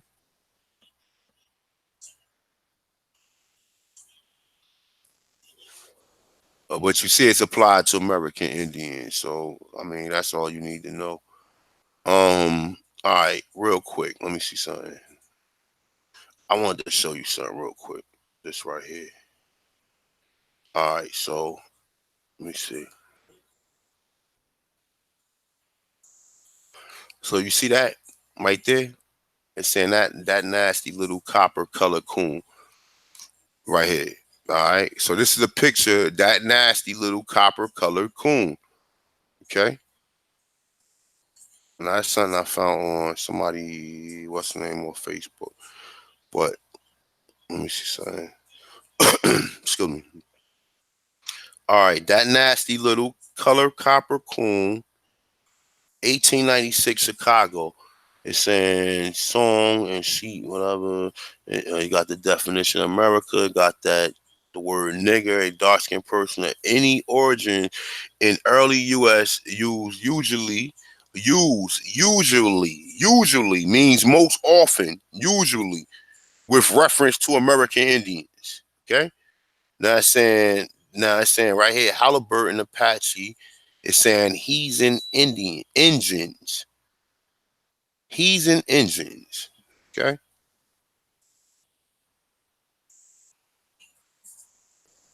Let me see something. Now I was looking that up when he said engines because I never seen that spelt like that. But let me see something. Let me see if I put in like this. Can I find something else on it?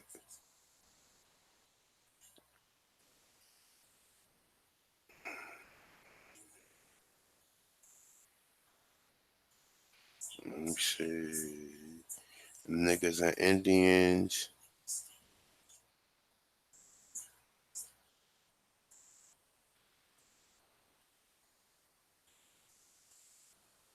Alright. Let me get to what I was gonna get to. Nah, this one right here. See, Doc, hold up. All right, this one right here. I want to read this one just real quick. This is basically a document of how land was taken from blacks through trickery, right? Now look, if any of these people had land prior to the 1800s, meaning that they have always owned that land, whether it's a plantation, whether whatever it is, meaning that they have always owned that land, and people don't seem to understand that. Now, like I said, you got LaDamian Thomason when he did his when he did his acceptance in the Hall of Fame, in the Hall of Fame, he was saying how his grandfather had a plantation, and he don't know his grandfather probably was a fucking farmer. He think his grandfather was an African who came in, was working for. Nah, B, that's not what happened. Mm-mm, that's not what happened at all. Okay, if they did bring one or two Africans here, they threw them right on the side 50 Aborigines, and the Aborigines taught them what they knew. Okay, so look, we're gonna be reading this for a minute, but I'm not gonna stop. We're just gonna go through. For generations, black families passed down the tale of uneasy worship. They stole our land. Now look, listen. Remember the doctrine of discovery. Now listen to this. For generations, black families passed down tales. Now they saying tales like we lying and shit. In uneasy whispers, they stole our land. Now listen. Excuse me. There was family secrets shared after the children fell asleep, after neighbors turned down the lamps. Old stories locked in fear and shame. Some of those worship bit of oral history and turns out are true. In an 18-month investigation, Associated Press documented a pattern in which Black Americans, or AKA Indians, would now remember these are Black Americans who was in the same places where the Indians were, which is in the fucking South. You know, get North Dakota, South Dakota, and Oklahoma out your motherfucking head, because Andrew Jackson said you can stay as long as you assimilate with us. You can stay. As long as you assimilate. That's it. As long as you come into the corporation. Okay. Where was we at? Okay. Now check this out. Now they know this, and they're investigating on this, and they won't say, well, damn, wait a minute. This is the reason why black people is fucked. This is one of the major contributors to the reason why black people is fucked up. But check this out. So the Associated Press documented a pattern in which Black Americans were cheated out their land or driven from it through intimidation, violence, and even murder. In some cases, government officials approved the land taking. In others, they took part in them. It's saying the earliest occurred before the Civil War, others being litigated today. Some of the land taken from black families have become a country club in Virginia. Oil fields. Nigga talking about resources in Africa. Oil fields in Mississippi. This is my land. That they took from. Now I just told you they gave the Nigerians free schooling for oil that they found in Nigeria. Now this somebody land here who probably a crackhead. And I'm not saying that maybe their family not. But from what I see, more, I mean, it's a good possibility. Okay, let's read that again. Some of the now, like I said, I didn't write this. This is documents from somebody research. I didn't write this, and if it's not supposed to be up here, then take the shit off the internet. But this is records that they kept. Okay, saying in some cases government officials approved the land taking. Okay, what did Martin Luther King say in his speech when he was talking? He's saying they took part in them.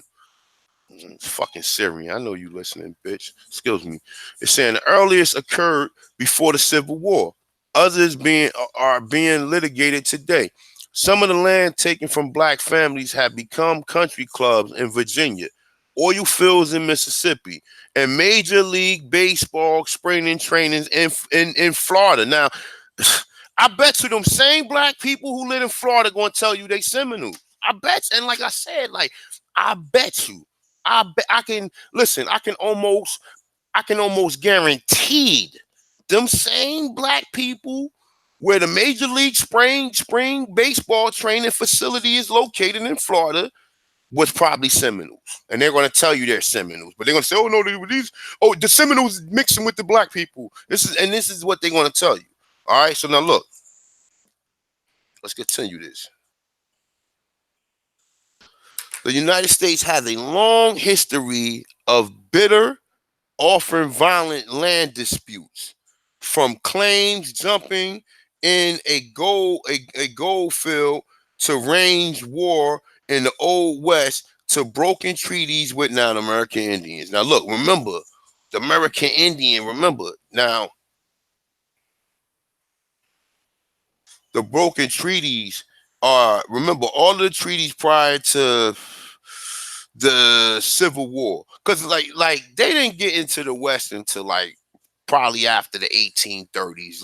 Lewis and Clark and them. And matter of fact, they got there a little earlier, but they didn't start setting up colonies and settlements there until after the 1800s or the 1900s. Okay, they did sing Lewis and Clark because Lewis and Clark. That's how they knew the French was there, and that's how they knew that the French was taking Indians, was taking them. Was That's how the United States encouraged and pushed the French out. But nonetheless, though, what they're saying, they're saying with American Indian, it's saying poor white landowners too. It's saying were sometimes treated unfairly, pressured to sell out at rock bottom prices by railroad or lumber or mining companies. Now look, it's saying the fate of black landowners has been an overlooked part of this story. Okay.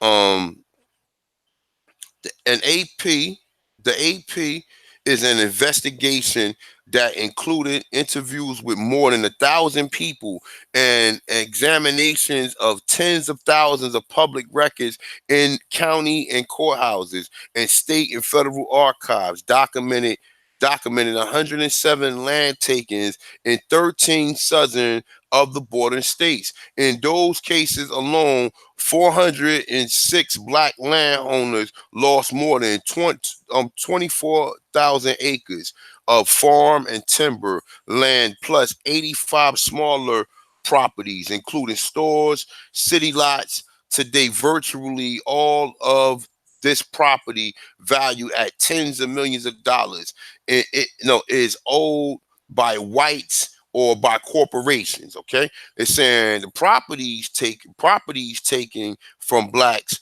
were often small. A 40-acre, now look, a 40-acre farm. Why is they saying, why is it particularly for a 40-acre farm? A general store and a modest house. It's saying, but the losses was devastated. Now, we know that a lot of this shit was due to KKK too. We do know that. We do know that a lot of these same people, and then, like you said, you can track down and see, since people saying you ain't got nothing to do with what happened with black people, we can track down these cities and see if your family was related to these people, in which that was the people who were supposed to provide protection, and see if you related to them, because these people, the same people throwing hoods in the night at nighttime. So all right, so it's saying, but the losses were devastated to families struggling to overcome the legacy of slavery. Now, remember, it wasn't slavery. They trying to tell you it was just, it was basically you got something that they want and they can trade, and even if they can cheat you out of it, and before you knew it, when they started really cheating you out of it was when they had total control of the land, when they felt like they didn't have to pay you shit. You understand what I'm saying? And that's what I'm saying. Like, most people don't understand this, man.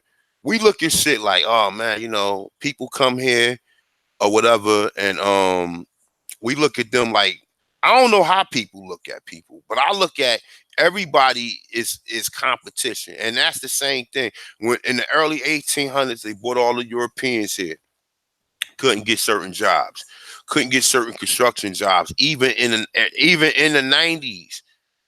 Even in the 90s, you couldn't get certain construction jobs. Even in 2000s, you couldn't get. It was hard for a black man to get.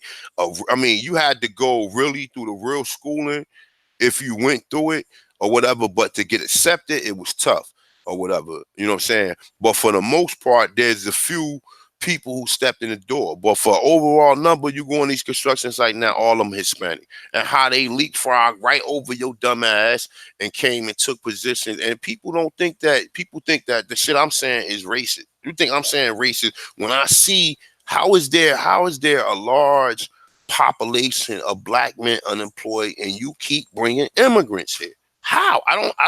Maybe I'm retarded. Maybe I'm the one that don't understand it. And the same reason that these people claiming they coming here is for jobs. But he could barely speak English and he know he gonna get a job. We have been here all this time and oh man, did you get the job? Nah, man, I ain't even get it, man. What happened? They said they said they ain't need me. Now, how many times when they said they ain't need you, it was you lost that job to someone who just migrated here? How many times is this not truth or not? Like, think about it. For those of you who work, or for those of you who is in the employment field, how many times have you lost a job to someone who just came here and signed paper? Someone who just came here when you had promised to employment all the time. Is that true or is it not true, y'all?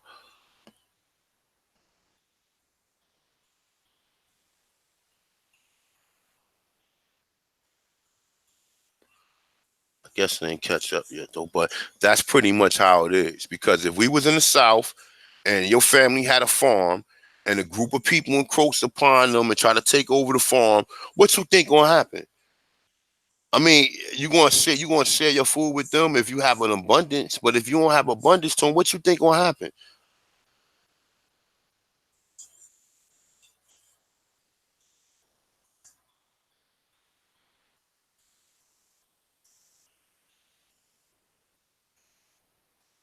What you think gonna happen? Is exactly. How the fuck? And then, like I said, man, and then most of these other black Negroes, see, everybody is anti the European, right? But these other groups of people oppress black people too, you stupid bastards. You understand what I'm saying? They might not do it the same way they do it, but they do it in their own way. You know what I'm saying? They still oppress. And you think, oh, these are allies of you?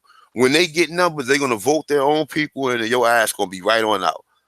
And they know this. And they know this. And they're not worried about the group of people. They're not worried about the people like you already have competition, which is Europeans, for any employment or any success here.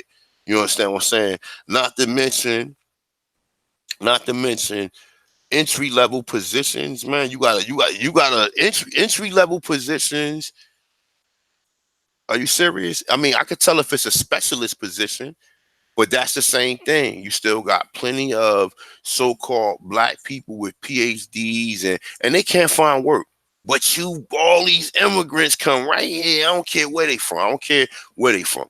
Indian or Chinese, whatever. Come here with the same education. You gotta compete with that job over him. So what did Martin Luther King? That's what Martin Luther King marched for. You to fucking have to compete with a fucking foreigner that just got here? I don't know. Maybe I'm missing it.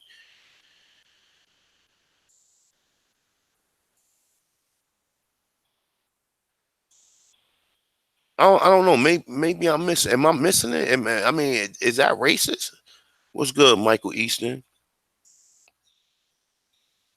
Is that racist? You tell me. Cause yo, it's like, look, man, it's like this.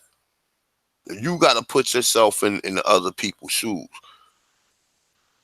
Like, okay, I don't like where I live at now, right? I know where some white people who got mansions at. Got big ass mansions. I'm talking about some fucking Bruce Wayne type shit. You understand? You think I'm gonna go up there and sit outside their mansions because of what I don't got or what I can't get? Because I want what they got. Fuck it. You know what I'm saying? You think they going? What you think they going to do? They gonna call the motherfucking enforcement agencies to come remove your ass? You understand what I'm saying? And ain't gonna be nobody out there protesting or saying, "Well, you're right. You got to right. You got to right for that." Because you thinking of how this country is now, and this country only got this way because of us.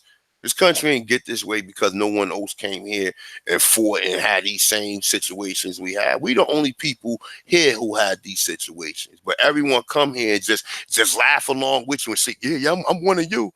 I'm one of you.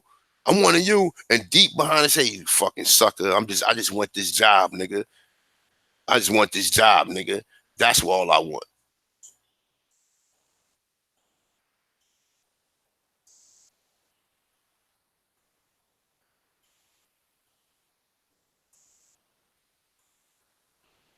That's right. That's right, pretty bread. I mean, no, pretty bead. I'm sorry. That's right.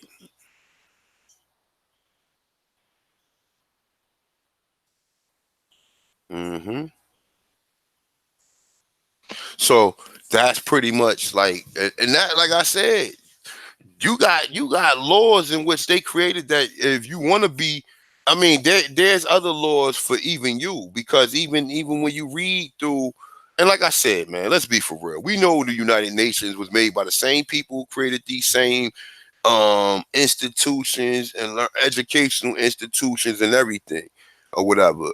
But like I said, I don't know. Me, like, you can't enforce, you real talk, you can use the United Nations Declaration of Indigenous People Act in court, and it ain't gonna be a conspiracy when they see it.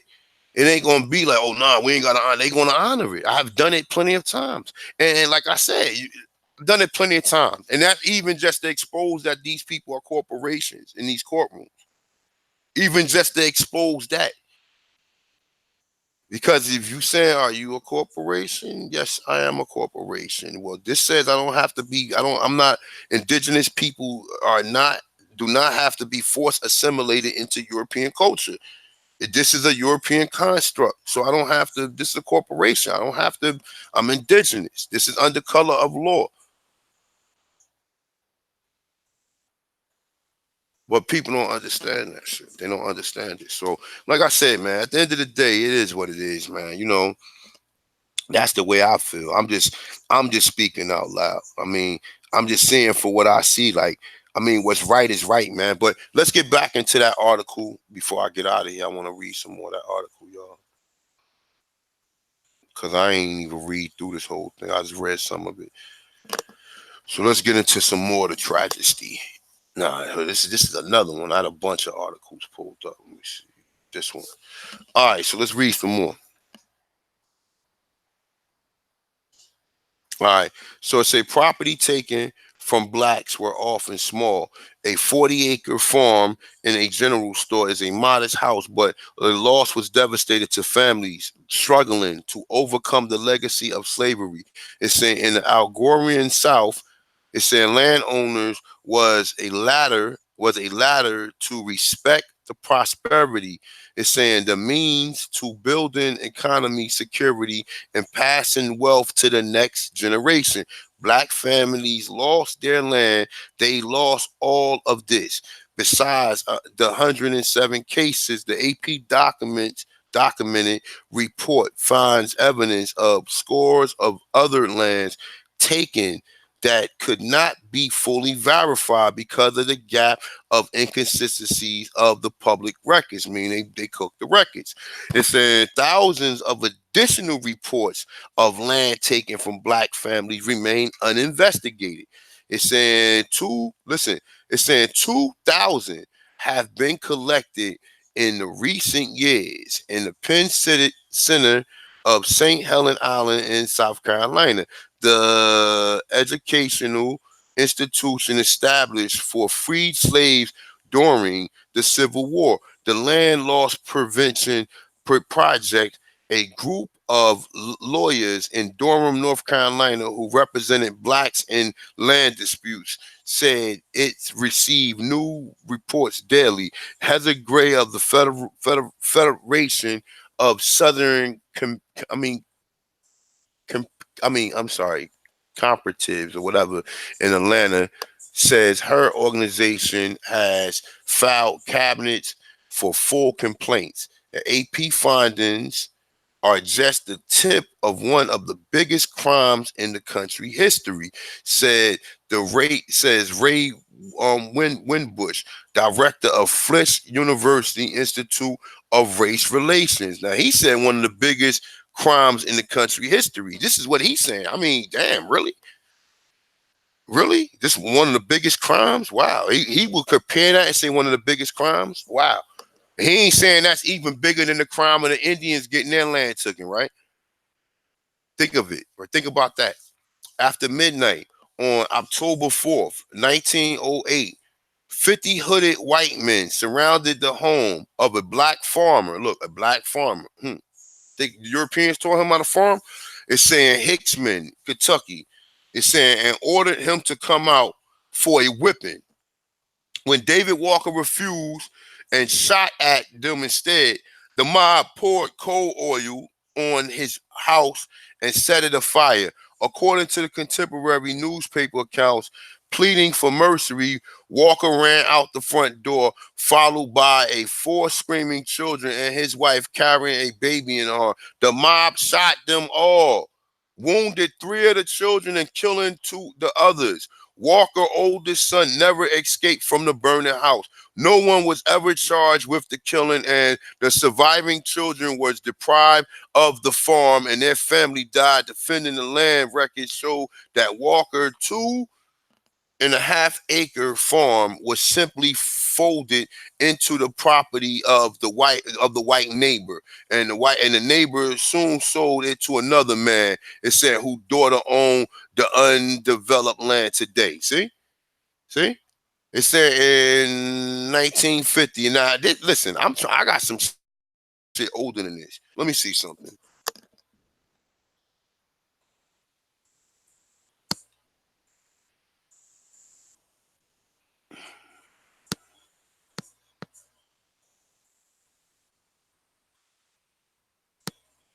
Let me see something.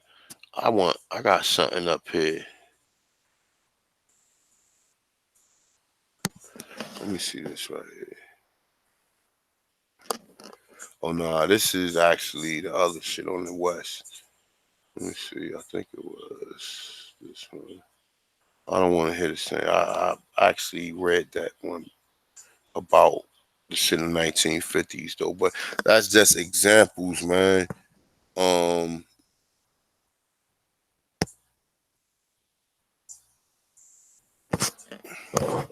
Now I saying 100 millions of acres. Let me see something. Now the last one says, hold on, let's see, but in addition to involving the 40 acres, blacks never got said reparation movement today approximately 11 million acres. Let me see something.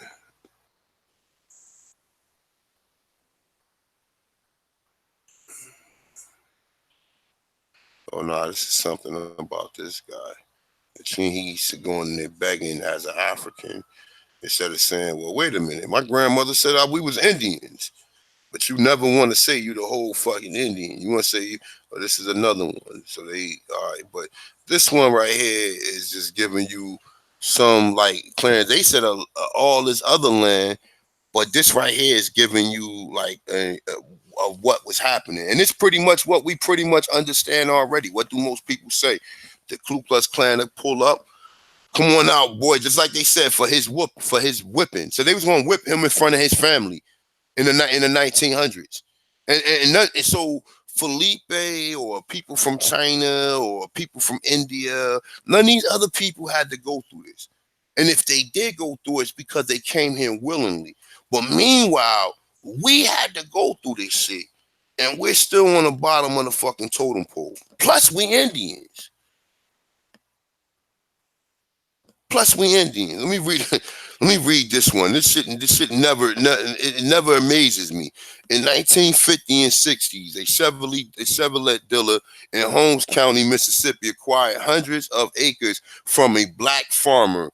It's saying by foreclosing on small loans for farm equipment and pickup trucks. It's saying Norman Weatherby. It's saying then the only dealer in the area required the farmers, it's saying, to put up their land, their land for security for the loans. So you hear this shit? Look, so he had them put up the. Now I'm saying, now look, this is basically not a cohesion document. So I mean, not a cohesion contract. So to be truthfully, my man set himself up for this one or whatever, because I mean, it's self-explanatory. Security for the loan.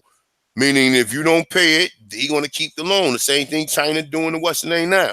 But this is more what you consider to be a predatory loan. All right, I don't even want to read no more. That shit sound like that ended up to be sad. Let's read this one.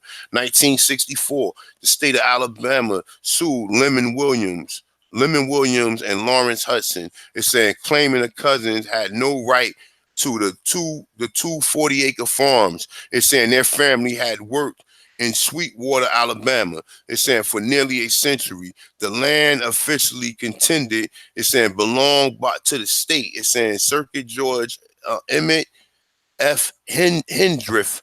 They're saying urged the state to drop its suit, declaring that it would result in a severe injustice. It's saying, but when the state refused, saying it wanted income for the timber. Look, the state said it wanted the income for the timber on the land. Okay, it's saying a judge ruled against the family. Today, the land lies empty. The state recently opened some of it for lodging. The state internally memos and letters on the case are peppered with references to the family's race. All right. Now look, how did that family own all that land? You think that family bought that land?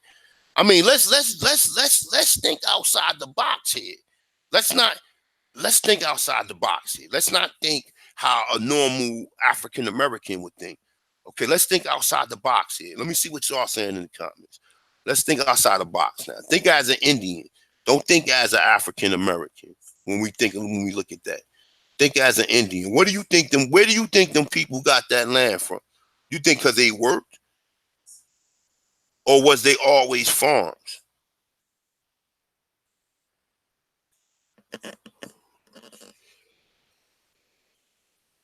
me see something.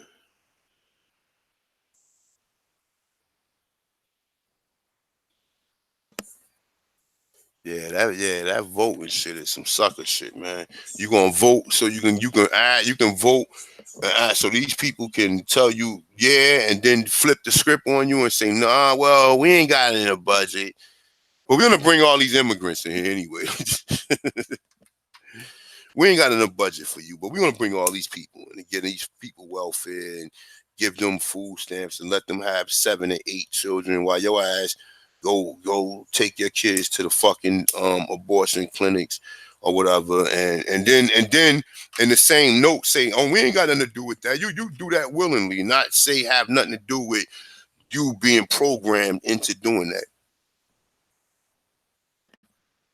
Where you think all them black people got that land from?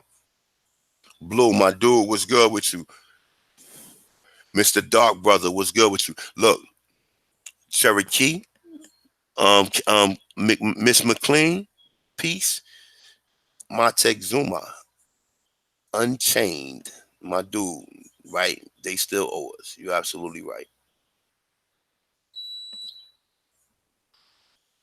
All right, so let's get into some more of this shit. I'm gonna tell you something. Now, listen, right?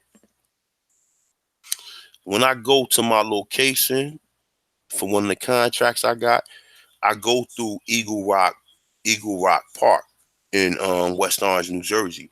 They got a Lenape Trail, my dude. When I went past, then I said, hold up. I had to back up and read that shit again. So they has a Lenape Trail. So I'm like, hold up. Well, if this is a Lenape Trail, is this Lenape land? And it turns out that it is Lenape land. The same thing how they would tell you the people in Seneca was African Americans and not saying that this was their land. And they let these other immigrant, like these other like the people who came here in the early 1900s come in and live amongst us, because that's just, I guess that's how we is, man. We just friendly like that or whatever. And them same people who you help out is the same people who come back and bite your ass, man. Mm-hmm. For real. So let's read a little bit more of this, man, because this is, I mean, let's read through some more of this. Let me see something. All right, so let me see something. Where was we at? So AP located deeds and tax records documenting that the family had owned the land since the ancestor rebought it property. Now they saying the ancestor rebought his property. I don't believe that they bought no property in 1874. Okay, I believe they probably always had that property. That's just probably when the deed was created, so they can document the land. Just because they telling you that they bought in 18, if you read it and it says something that don't say that, then you know that they're fucking lying. Just like how they just threw African up in the doctrine of discovery. When you originally read the doctrine of discovery, it don't say nothing about no Africa. It says nothing about it. Nothing. It says nothing about it. They don't never say Africa being a newfound land. They don't call nobody from Africa Aborigines. I've never heard that in reading any documentation, speaking to anyone, um, studying, reading any of these Negro, Pan African centric scholars have never heard it. Never heard it. Never, never, ever, ever, ever. Every time they say the word, they apply it to the Australians. So let's read through some more of this. AP, let me see. Our AP records tracker and land cases by reviewing deeds, mortgages, tax records, estate papers, court proceedings, survey maps, oil, gas, leases, marriage records, census, listing, birth records, death records, Freeman Bureau archives, additional documents, including FBI files from the Farmers Home Administration records. It's saying were obtained through the Freedom of Information Act. Now he had to go through the Freedom of Information Act to get that. So the AP interviewed black families that lost land, as well as lawyers, title searchers, historians, appraisers, genealogists, surveyors, land activists, and local and state federal officials. The AP also talked to current owners of the land, nearly all who acquired the property years after the land taking occurred. Most said they knew little about the history of their land. Now, listen, my dude, so you worked for the land officially and got the land taken, and somebody else came and worked for it and they was able to keep it. And that's the reason why you see black people don't have shit today. But they will never admit this. It's an AP who also talked to current owners. You know what I'm saying? Most said they knew little. It's saying when told about it, most expressed regret. Did you express enough regret to get a land back? Nope.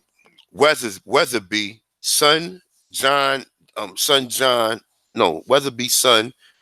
62, who now runs a dealership in Indianola in Mississippi, said he had little direct knowledge about his father's business affairs. So his father was a white supremacist, and you want to say he's one of these motherfuckers who say, well, I don't have nothing to do with what my father did. I really don't, but you're on the land. Okay? So look, he knew little about they all gonna say they knew little about the history, right? So they're going to say, he said, little direct knowledge about his father's affairs. He said he was sure his father would have sold defective vehicles and that he always treated people fairly. So they saying that the vehicles, I'm sorry, ancestors, I was wrong again, okay? I apologize. So the reason why them people lost their land who was getting this equipment from them is because the vehicles was defected. Alabama Governor Don Singleman examined the state files on Sweetwater case after an inquiry from the AP. He said he found them disturbing and has asked the state attorney general to review the matter. What I have asked the attorney general to do, he said, is look not only at the letter of the law, but at what is fair, right, and fair and right. It's saying the land taking are part of a larger picture. Okay, the 90-year decline of black land ownership in America.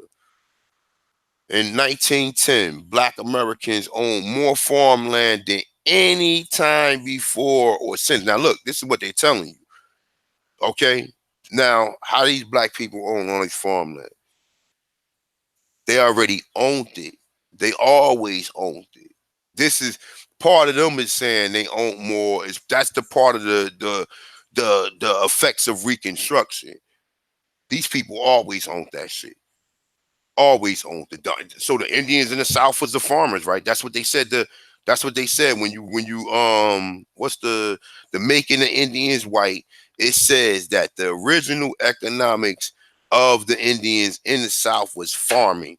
Okay, was fucking farming. So why you don't see no Indians in the South farming? Why? Hmm? And they taught all these Negroes, and not one Indian still exists. That's nah. Come on, man. It's like it's absurd how people believe this bullshit. Okay. So it say black farmers own more land than any time since. At least 15 million acres, right? Nearly all of it was in the South, largely in Mississippi, Alabama, Carolina, according to the U.S. Agriculture Census. Today, blacks own 1.1 million of the country's more than 1 billion acres of arable land. It's saying they are part owner and of another 1.07 million acres. The number of white farmers have declined over the last century too. It's saying as economic trends has concentrated, that means so the reason why they have declined, and another thing is a lot of them get paid. Like let me go grab some water real quick. Y'all give me like 5 minutes, all right? I just need a couple. I gotta grab some water. Just give me a couple minutes.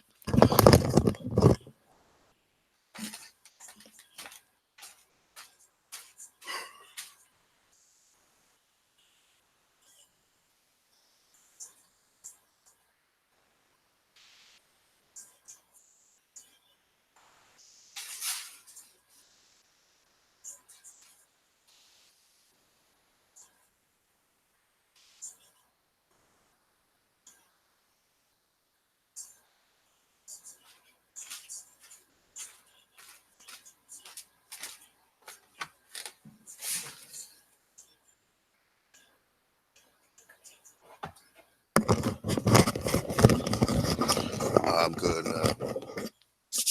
All right. So they telling you how white farmers had declined, but no one asked you about white people. We talking about black farmers. All right. So the decline of black land owners had a number of causes, included the discriminatory leading practices of farmers, home administration, and migrants of blacks from rival South to industry centers in North and West.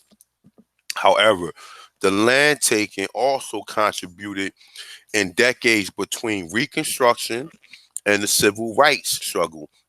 Black families were powerless to prevent them, and Swartz E. Tolney, I guess that's how you pronounce it, a University of Washington sociologist and co-author of a book on lynching in an era when black Americans could not drink from the same fountain. Now remember, we was never called blacks, man. When we couldn't drink from a water fountain, we was called colored. See, they try to make you think that they've been calling us black all this fucking time to make you forget that they was calling you colored, man. You understand what I don't know how the fuck we went from colored to Negro to black. Like, who the fuck would accept to be called black? Who would accept to be called black? And all of the same colored people who they telling you who was originally Indians or whatever are now classified as African Americans. And like I said, I don't even want. I reject that word black, and I know I use it I use it as a term, but when I'm talking in America, I can't even use it as that term because anyone in America will be classed. Any black racial group in America will be called black. You know what I'm saying? Outside until they correct and say, nah, I'm from here. Oh, nah, I'm from here. They accept that term or whatever. I guess because that term has benefits, some benefits applied to it or whatever. But for the most part, like I said, you don't see them. They was calling us colored the whole. They never called us black, man. And that's why I had to go back and look at that censor that I always be reading from. And I'm like, hold on, wait a minute. They weren't even calling these people black in 1790. They was calling them colored. That's a fact. That's a fact. It went from free color to free men or the free people of color. They have free people of color, free white women, and free white men. And then it had slaves. And it didn't identify who the slaves was. Now, that new census is identifying the slaves as blacks. Now, we don't even know was that part of Reconstruction. Because these slaves could have also been white people. But we don't know. Because they claimed everything. I'm sorry, I'm eating a cookie, y'all. I had to get some carbs.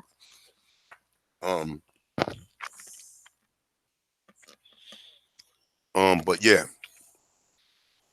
See, I got some cherries in there, man. Some fucking I forgot to start with an M. Shit sweet as hell, man. I ain't feel like spitting them seeds out while I'm reading. So excuse me, I had to get a damn Chip Ahoy. I don't know. I don't know if y'all ever had these. I know there's some greedy. So I bought these for my daughter. Some red velvet cookies. They Chips Ahoy though, like the little soft joints. For any of y'all that's not vegans and you know what I'm saying, that's extreme health fanatics, man. These shit's as good as hell. This is my first time trying.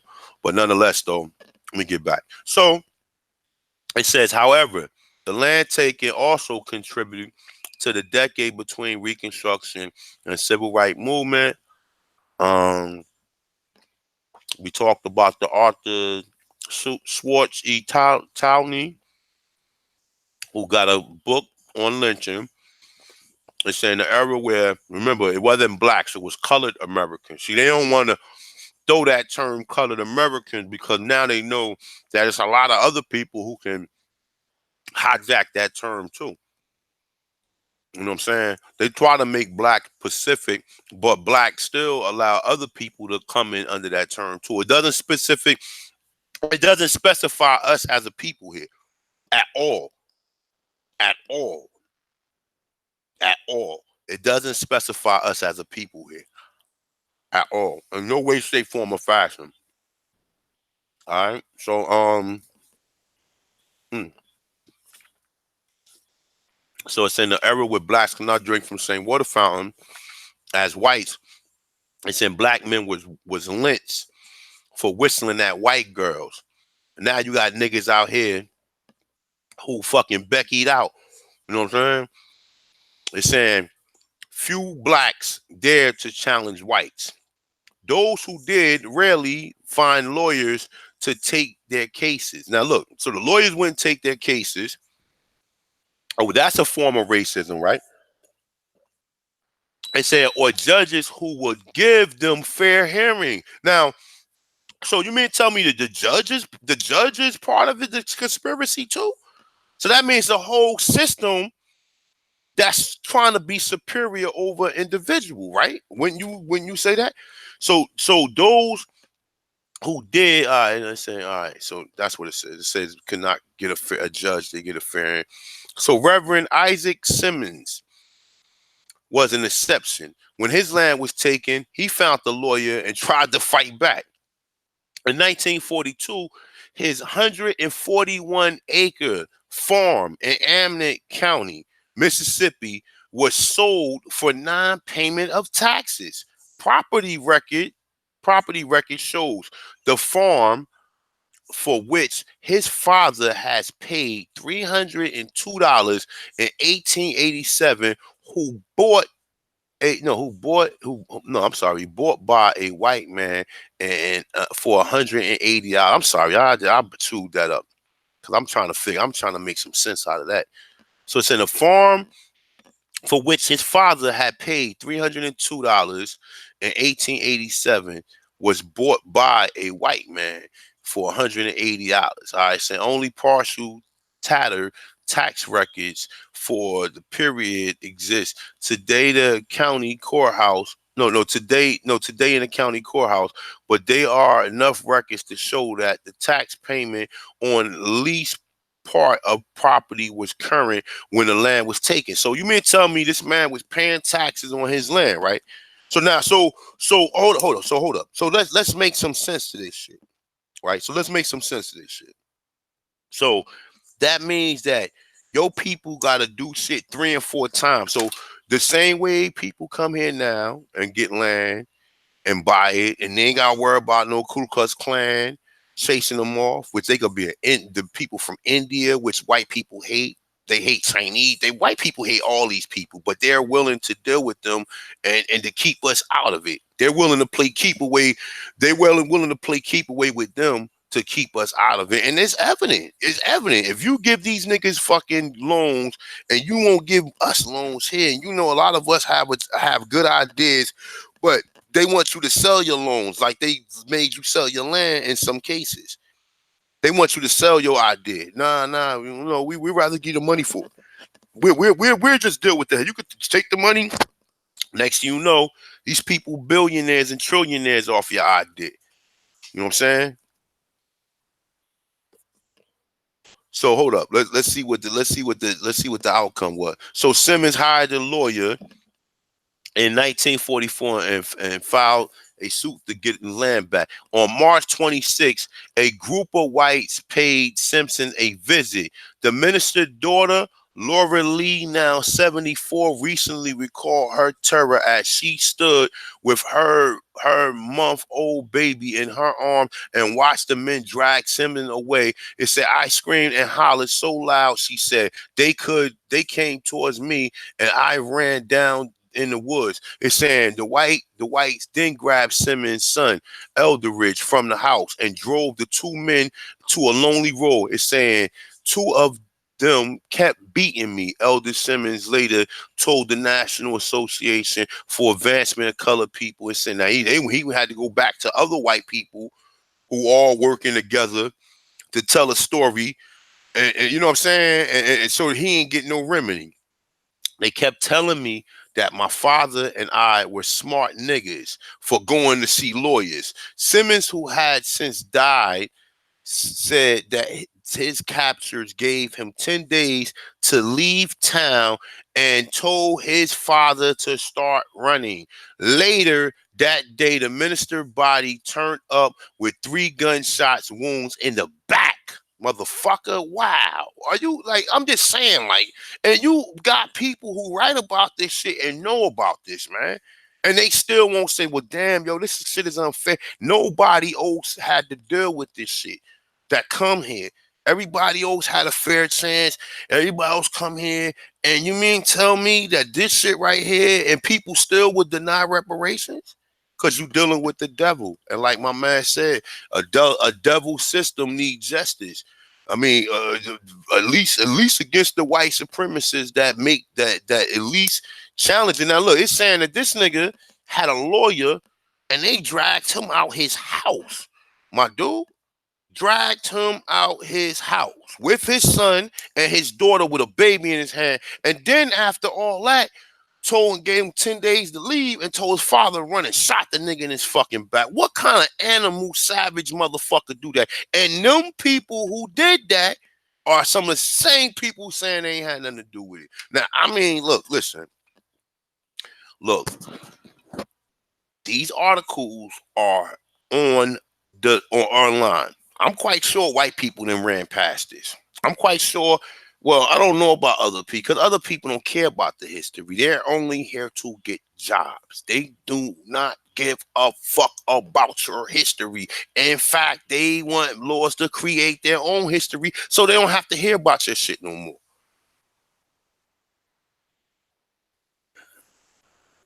So I have to hear about it no more. So they don't have to hear about it no more. You understand?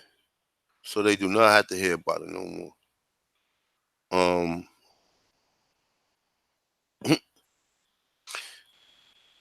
Let me see something.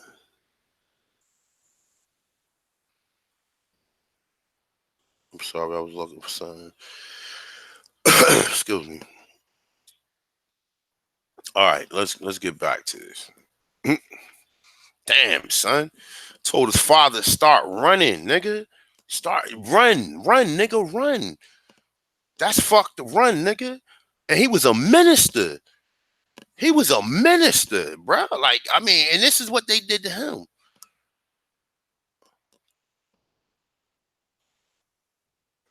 So what is this called? Oh, this ain't terrorism because every time that this shit happens somewhere around here or happens to anybody outside of them, then it's terrorism. You understand what I'm saying? Then it's terrorism. But this shit happens any like come on, man. Like come on. You can't no white person. Well, I can't even say can't no white person because obviously was a European who done this. Who obviously had enough anger or enough hate in his heart to go after. They went and filed a complaint, and someone from a higher up ordinance sent them to do this shit to that man and shot the nigga in his fucking back, man. Like, come on, man. What kind of coward shit is that? Like, really? What kind of coward shit is that? Today, the Simmons land is thick with timber and used for hunting. It's privately owned and is assessed at $33,000. Officially assessed property for the tax purpose of valuation is usually less than the market value. Over 20 years, a handful of black families have sued to regain their ancestrally lands. It's saying state courts, however, has dismissed their cases on grounds that the statute of limitation has expired. Do you hear this shit? And this is like I said, and even like if the statute of limitation has expired, if you didn't know something was illegal, so I didn't even know I owned this place, but because no, the statute of limitation stops. I mean, the date now, the statute of limitation starts when you realize that something has been wrong. You have been wronged, and you have a suit or you have a case. That's when the shit starts. And you can't say because you didn't know about something and you had no knowledge of something, then how you gonna file something? And that's technology. That's technology. That's some technology type shit. That's technology. You understand what I'm saying? And what did we hear the last time I played? What did we hear about the montage? So every place you hear, oh, they taking land, they taking. All right, let's continue. Let's see something. Ogletree. Is that American or is that Nigerian? Ogletree. I seen that before. I think that's an African name. It's saying group of attorneys led by Harvard University law professor Charles J. Ogletree. I'm look him up. Has been making inquiries recently about land taking. The group has announced the intention to file a national class action lawsuit in pursuit of reparations for slavery and a racial discrimination. However, some legal experts says that a redress for many land taking may not be possible unless the laws are changed. Now you got to change the laws to make them do right. So you got to change. You ain't telling me you got to change the corruption that you wrote down. And now we got to find come on, man. This is games. Like it's saying the acres slipped away. So did treasured piece of family history. Cabins crafted by grandfather's hands. Look, cabins crafted by grandfather's hands. Graves in shadowed groves. It's saying, but a home place meant more than that, just that. Many blacks have found it very difficult to transfer wealth from generation to next because of the trouble holding into land. Paula Giddings, a history professor at Duke University, is saying the ESPN family in the ESPN family in Vero Beach lost its heritage. And hold up, let me see something. Hold up, I'm sorry. what the fuck is that? The ESPY family in Vero Beach, Florida, lost its heritage in 1942 when the government seized its land for eminent domain. It's saying to build an airfield, government agencies frequently take land this way for public purposes under rules that they require under fair compensation for the owner. It's saying Vero Beach, however, the Navy appraisal, I don't know what ESPY, SPs, it's saying 147 acres, which included 30 acres, 30-acre fruit grove, two houses, and 40 house lot of no 40 a 40 house lot of 8,000. According to the court record, the SB sued and all white jury awarded them 13,000 that amounted to 1/6 of the piece of acre that the Navy paid white neighbors for similar land with fewer improvements, records show. It's saying after World War II, the Navy gave the airfield to the city of Vero Beach, ignoring the SB's pleas to buy back their land. So they had to buy back their land. Them niggas like, man, fuck y'all niggas. I'm giving this shit to somebody else. Like, like really. I mean, like really. And I mean, these people who would tell you they honorable. You know what I'm saying? Like, what kind of honorable shit is this? Nigga done shot the man in the back and stole his fucking land, and then you move the same. And so the same shit they did here is the same shit they did to them castles in Europe. The same shit. The same motherfucking shit. That's why you see pictures of motherfucking the Europeans chasing these people out their castles in Europe. Okay? Let me see something.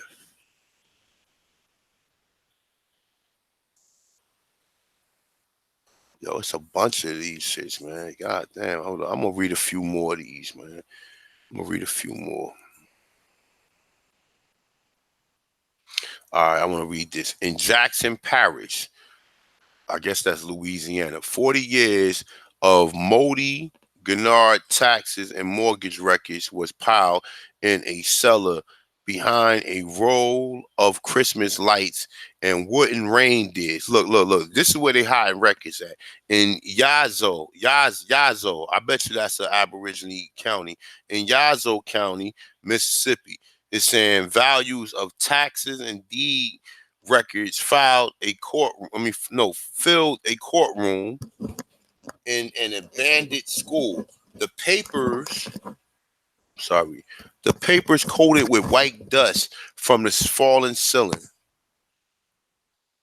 The AP retrieved dozens of documents that custodians said was unmarked for shredders or landfills.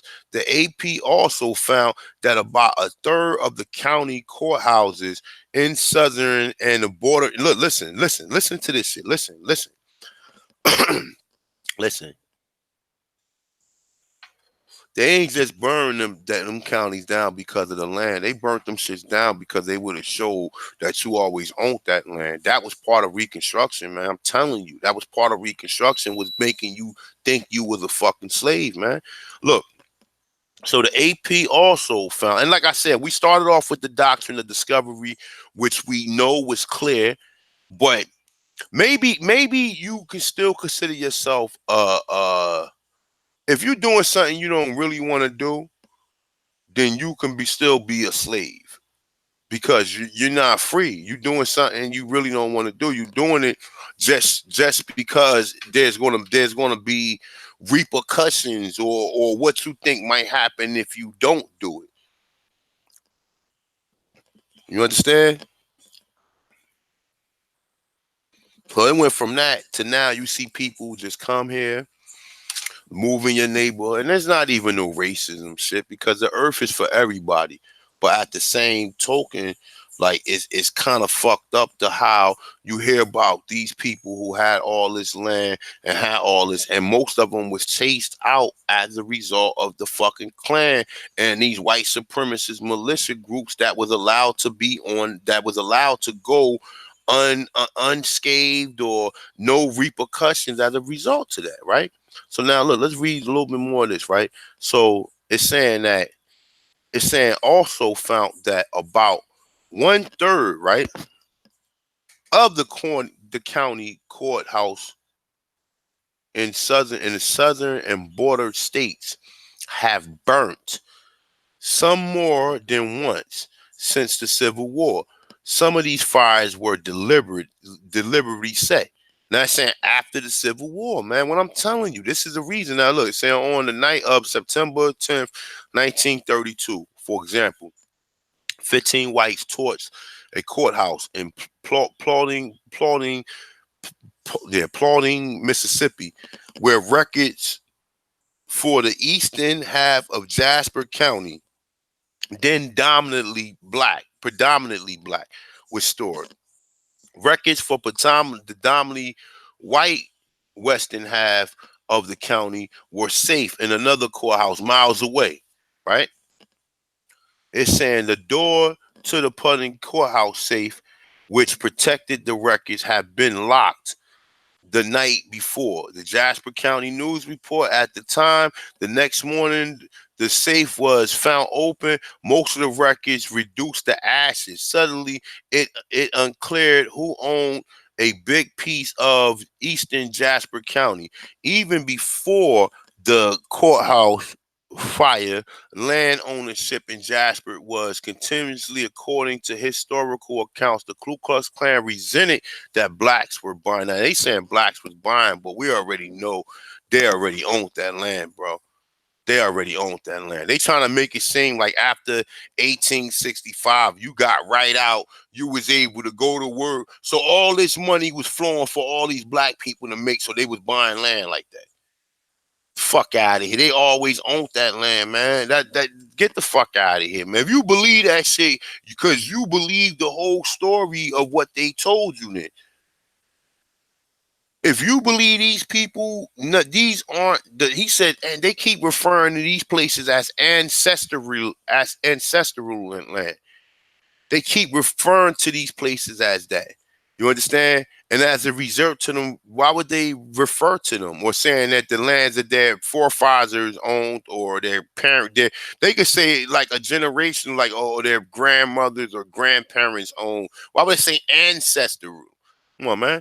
Now look, they resented blacks for buying. It's saying land. It's saying had been attacking black owned farms, burning houses, lynching black farmers, and chasing black landowners away. Okay. Well, oh, we don't know the KKK. So the KKK. So you got people right today who claiming to be the KKK who are part of an organization that was doing this and nothing is done. Oh, fuck, these are some stand-up guys. They don't fuck with nobody. You claiming success, you claiming to be the successors of people who done this. And then that should be a terrorist organization. That's not terrorism. I don't know, maybe something is wrong with me. But you saying that, all right, so you attack black-owned farms, burnt their houses, you lynch black farmers, and you chase black landowners away. Okay? Now look, the Masonite Company, a wood product company, was one of the largest landowners in the area.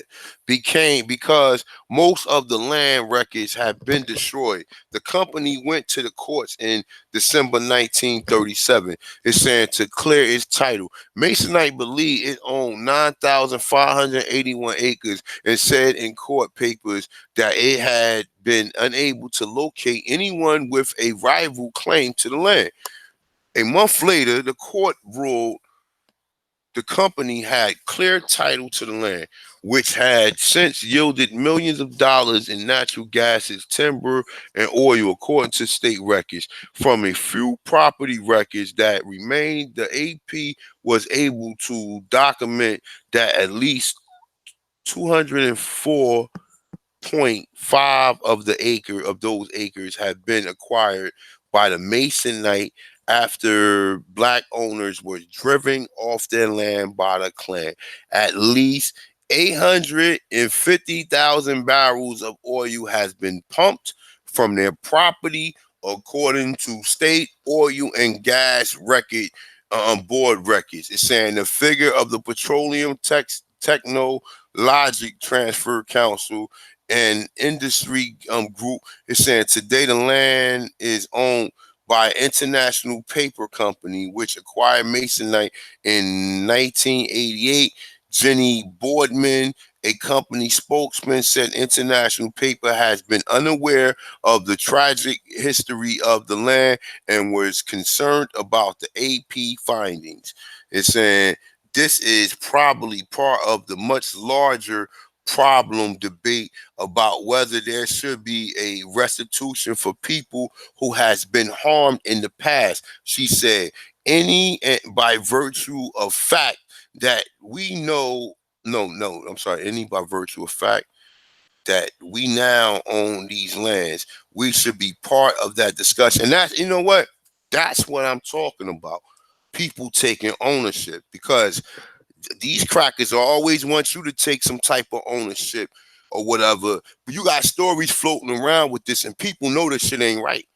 They other white people, other Europeans know it ain't right.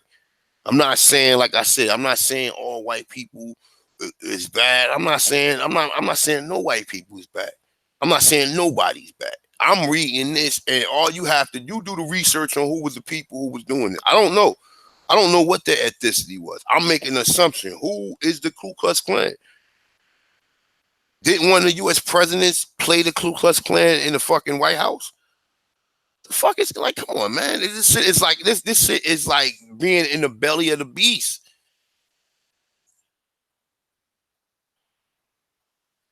Birth of a Nation.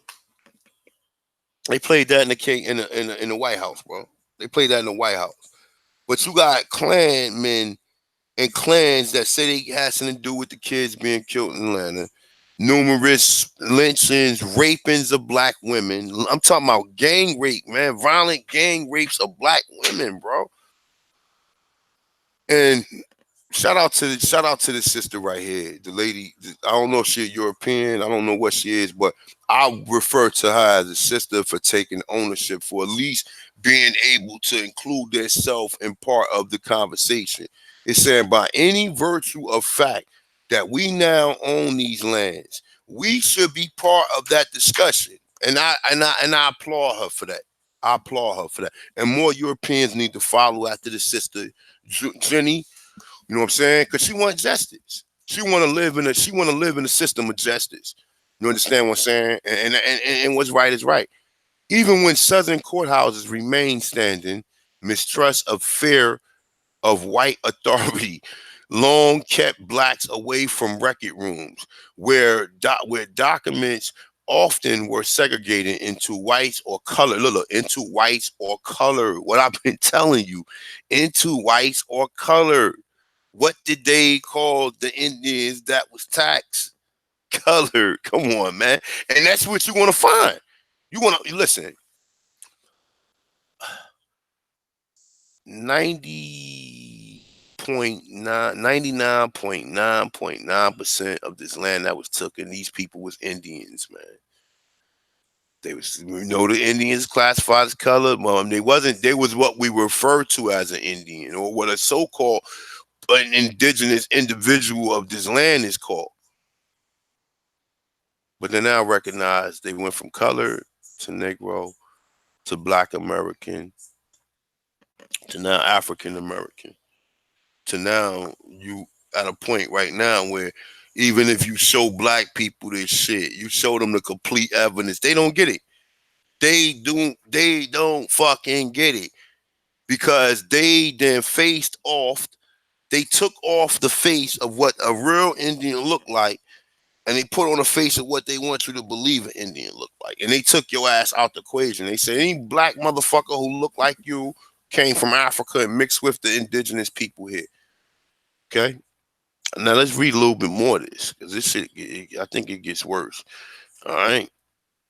Now it's saying many elderly blacks say they still remember how they were snubbed by the court clerks. It's saying spat upon and even struck. Look, they said how they were snubbed by the county clerks.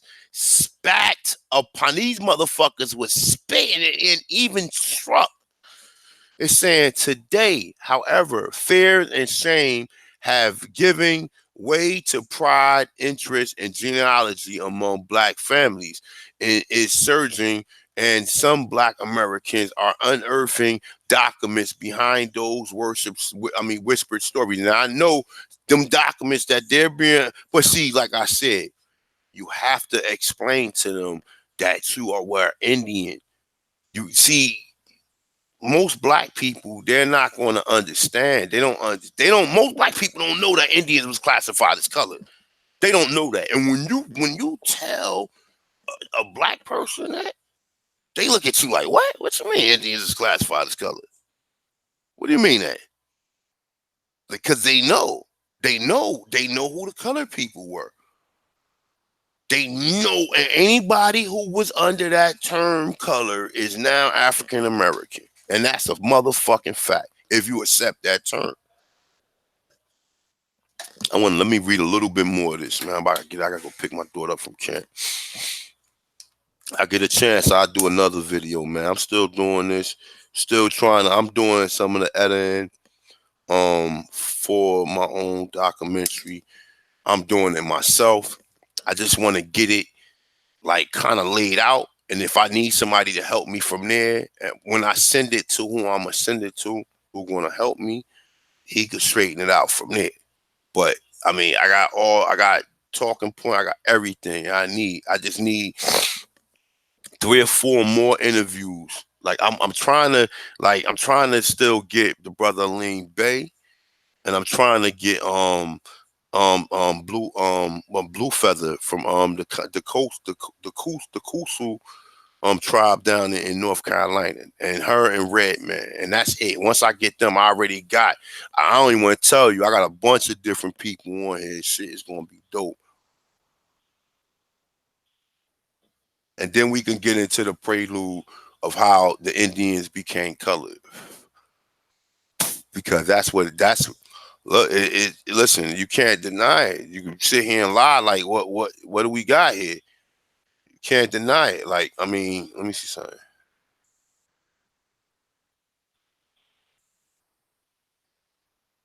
It ain't that. Hold up.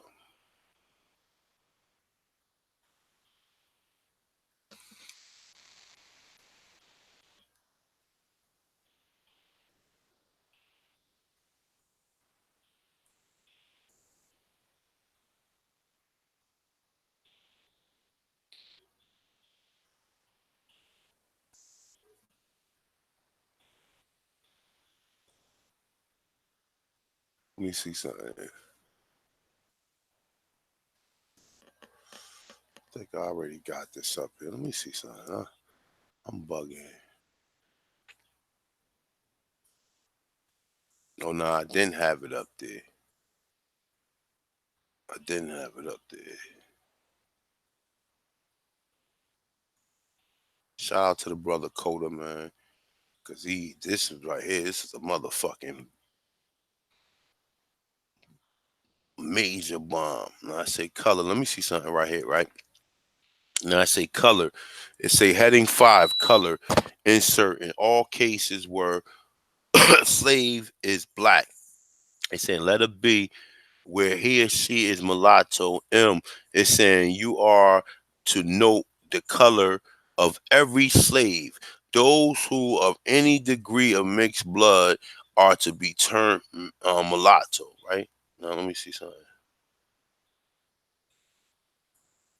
Now hold up. Let me see something.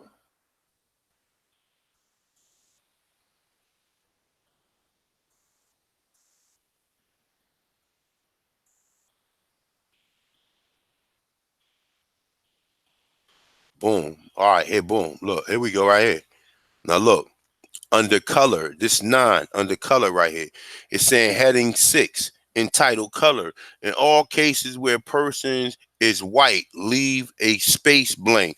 It's saying in all cases where person is black, without a admixture, insert letter B. It's saying if a mulatto or mixed blood, write M. If an Indian, write IND. It is variable, desirable to have those directly careful observed. Now, look, it says that the Indians are still classified under color, right? Now, they mix all these people under color, whether you was a so-called slave who wasn't or a person who didn't know exactly what Indian tribe, they just was known as colored. Then they got the people who still knew that they might have been Indians, and they had them as IND. So I don't know if anybody ever found any documents that got IND on it or whatever, but they're still classified as colored, right?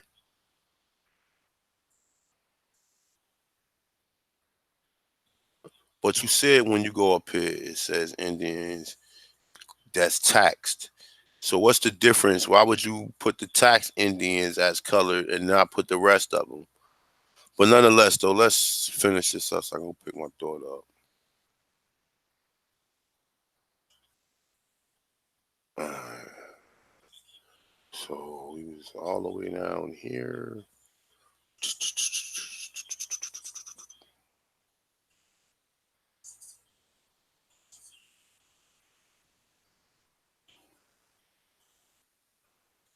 It's saying today, however, all right, Finch, we said that. It's saying people are out there wondering whatever happened to grandmother's land, said Loretta Carter Hayes. It's saying a retired geologist. It's saying and saying they knew that their grandparents shed a lot of property. No, it said shed a lot of bloods and tears to get it. It's saying Brian Logan, 55. It's saying a sports writer from Washington, D.C., where was researching his heritage. It's saying when he uncovered a connection to a 264-acre riverfront. Listen, riverfront property in Richmond. You know that everything riverfront they took from the front. It said today the land is Willow Oak and almost exclusively white country club with assessment of $2.9 million. But in the 1850s, it was a corn and wheat plantation worked by the Harlot slave. Now, listen, let me tell you something, man. It wasn't it was the people. Listen, the Europeans use you as listen, what they did was you was the motherfucker who had that plantation. So more than likely, this nigga family owned that plantation. Okay. And what happened was their family owned the plantation and they probably was paying taxes to the United States in most cases. Okay. But they want to make you think that these people were slaves. See, that's what people you gotta step outside of that term and understand that it could not be like that if you have black people owning slaves and all this other shit. They're using the word slave owner as really a black man who probably owned people who was doing manual labor. That's all it is, or not even owned, but he supported these people. You understand what I'm saying? Because think about it. What do you think was happening to these blacks? I mean, to these people who's working? They was getting food and a fucking roof over their head. You know what I'm saying? And a lot of them people at any time could have left at any time or when their contract was up. So, all right. So it's saying this owner, Thomas Harlett, is saying directed in his will that his 15 slaves be freed, that his plantation be sold, and that the slaves receive the proceeds. Now, listen, this is family, my dude. This ain't no white man. This ain't no white man. Thomas Harlett wasn't no white man. Thomas Harlett was a black man who probably left his family. These are all these 15 slaves, which is probably his 15 family members. But people, you don't know about these stories to be able to interject them when you see this. Because why a white man gonna leave his 15 slaves be freed, that the plantation be sold, and the slaves receive the proceeds? When he died in 1856, the white relative, now he's saying white relatives, okay? Now, we don't know. Maybe that's true. Maybe it's not. I just like to put a spin to it. But they're saying the white relatives challenged the will. It's saying by two court, but no, it's saying but two courts upheld it. It's saying yet the free slaves never got a penny. Benjamin Hatcher, the executor of the state, simply took over the plantation's court records shows. It's saying he cleared the timber and minded the stone. It's saying providing granite. It's saying for the Navy and the War Department building in Washington and the capital Richmond, according to the records of National Archive. When the Civil War exceeded in 1865, the former slave complaint of occupying Union Army is saying, which ordered Virginia courts to investigate. Hatcher testified that he sold the plantation in 1862, apparently to his son Thomas, but he has not given the proceeds to the former slave. Instead, the court papers show that the proceeds was invested on the behalf of the Confederate war bonds. There is nothing in public record that suggests the former slaves wanted their money. Wanted their money used to support the Southern War. Now look, the Southern War efforts. All right. Now I'm saying, moreover, the bonds were purchased in the former slave names. Look, they saying the bonds were purchased in their names, but they never received money and they wouldn't agree to it any motherfucking way, right? It said in 1864, a dubious investment at best in the fourth year of the war. Within months, the U.S. armies were marching on Atlanta and Richmond are on the bonds were worthless piece of paper. The blacks insisted that they was never given even that. But in 1871, the Virginia highest court ruled that Hatcher was innocent of wrongdoing and that the former slaves were owed nothing. The following year, the plantation was broken up and sold in the public auction. Hatcher's son received the proceeds. County records show in 1930, Richmond business Coblet and the real estate back together. He sold it to Wallow Oaks Corp. It's saying in 1955 for an unspecified amount. I don't hold anything against Willow Oaks, Logan said, but how Virginia court acted is saying how they allowed the land to be stolen. It goes against everything America stands for, nigga. That's what America stands for. Land of the thief, home of the slave, nigga. That's what it stands for, nigga. That's what it stands for. Because it has to stand. This is not justice. You want justice for everybody else, but you ignore when it should be real justice, right?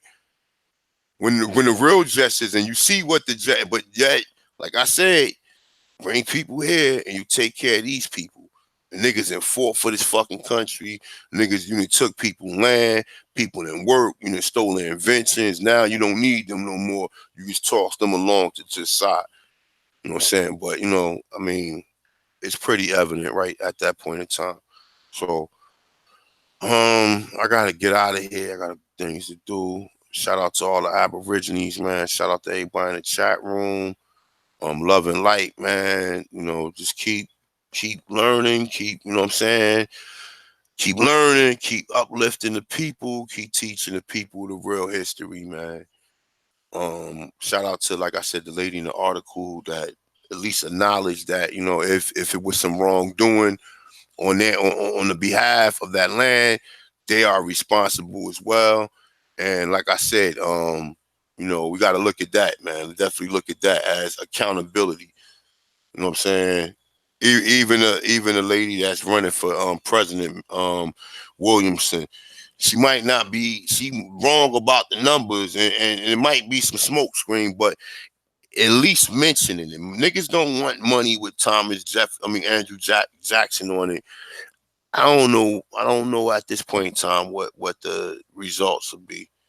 Land, free schooling. Who?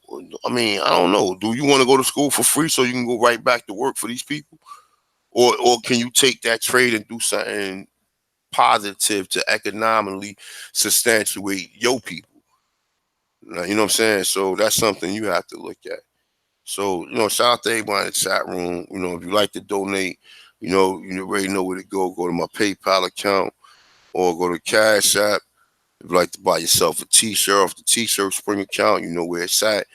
And that's pretty much it, man, for the most part. So, it's about uplifting each other, man, and always learning the history and continuing to grow and continue to learn more as we, as we unfold the history of the Americas. So with that being said, shout out to everyone in the chat room. Shout out to all the subscribers and all the people who come here and and pretty much learn history, man. Because this is like, I guess you want to say that this is a history channel as well. But we kind of weed through the bullshit in some cases. So with that being said, man, love and light to everybody, man. Shout out to everybody.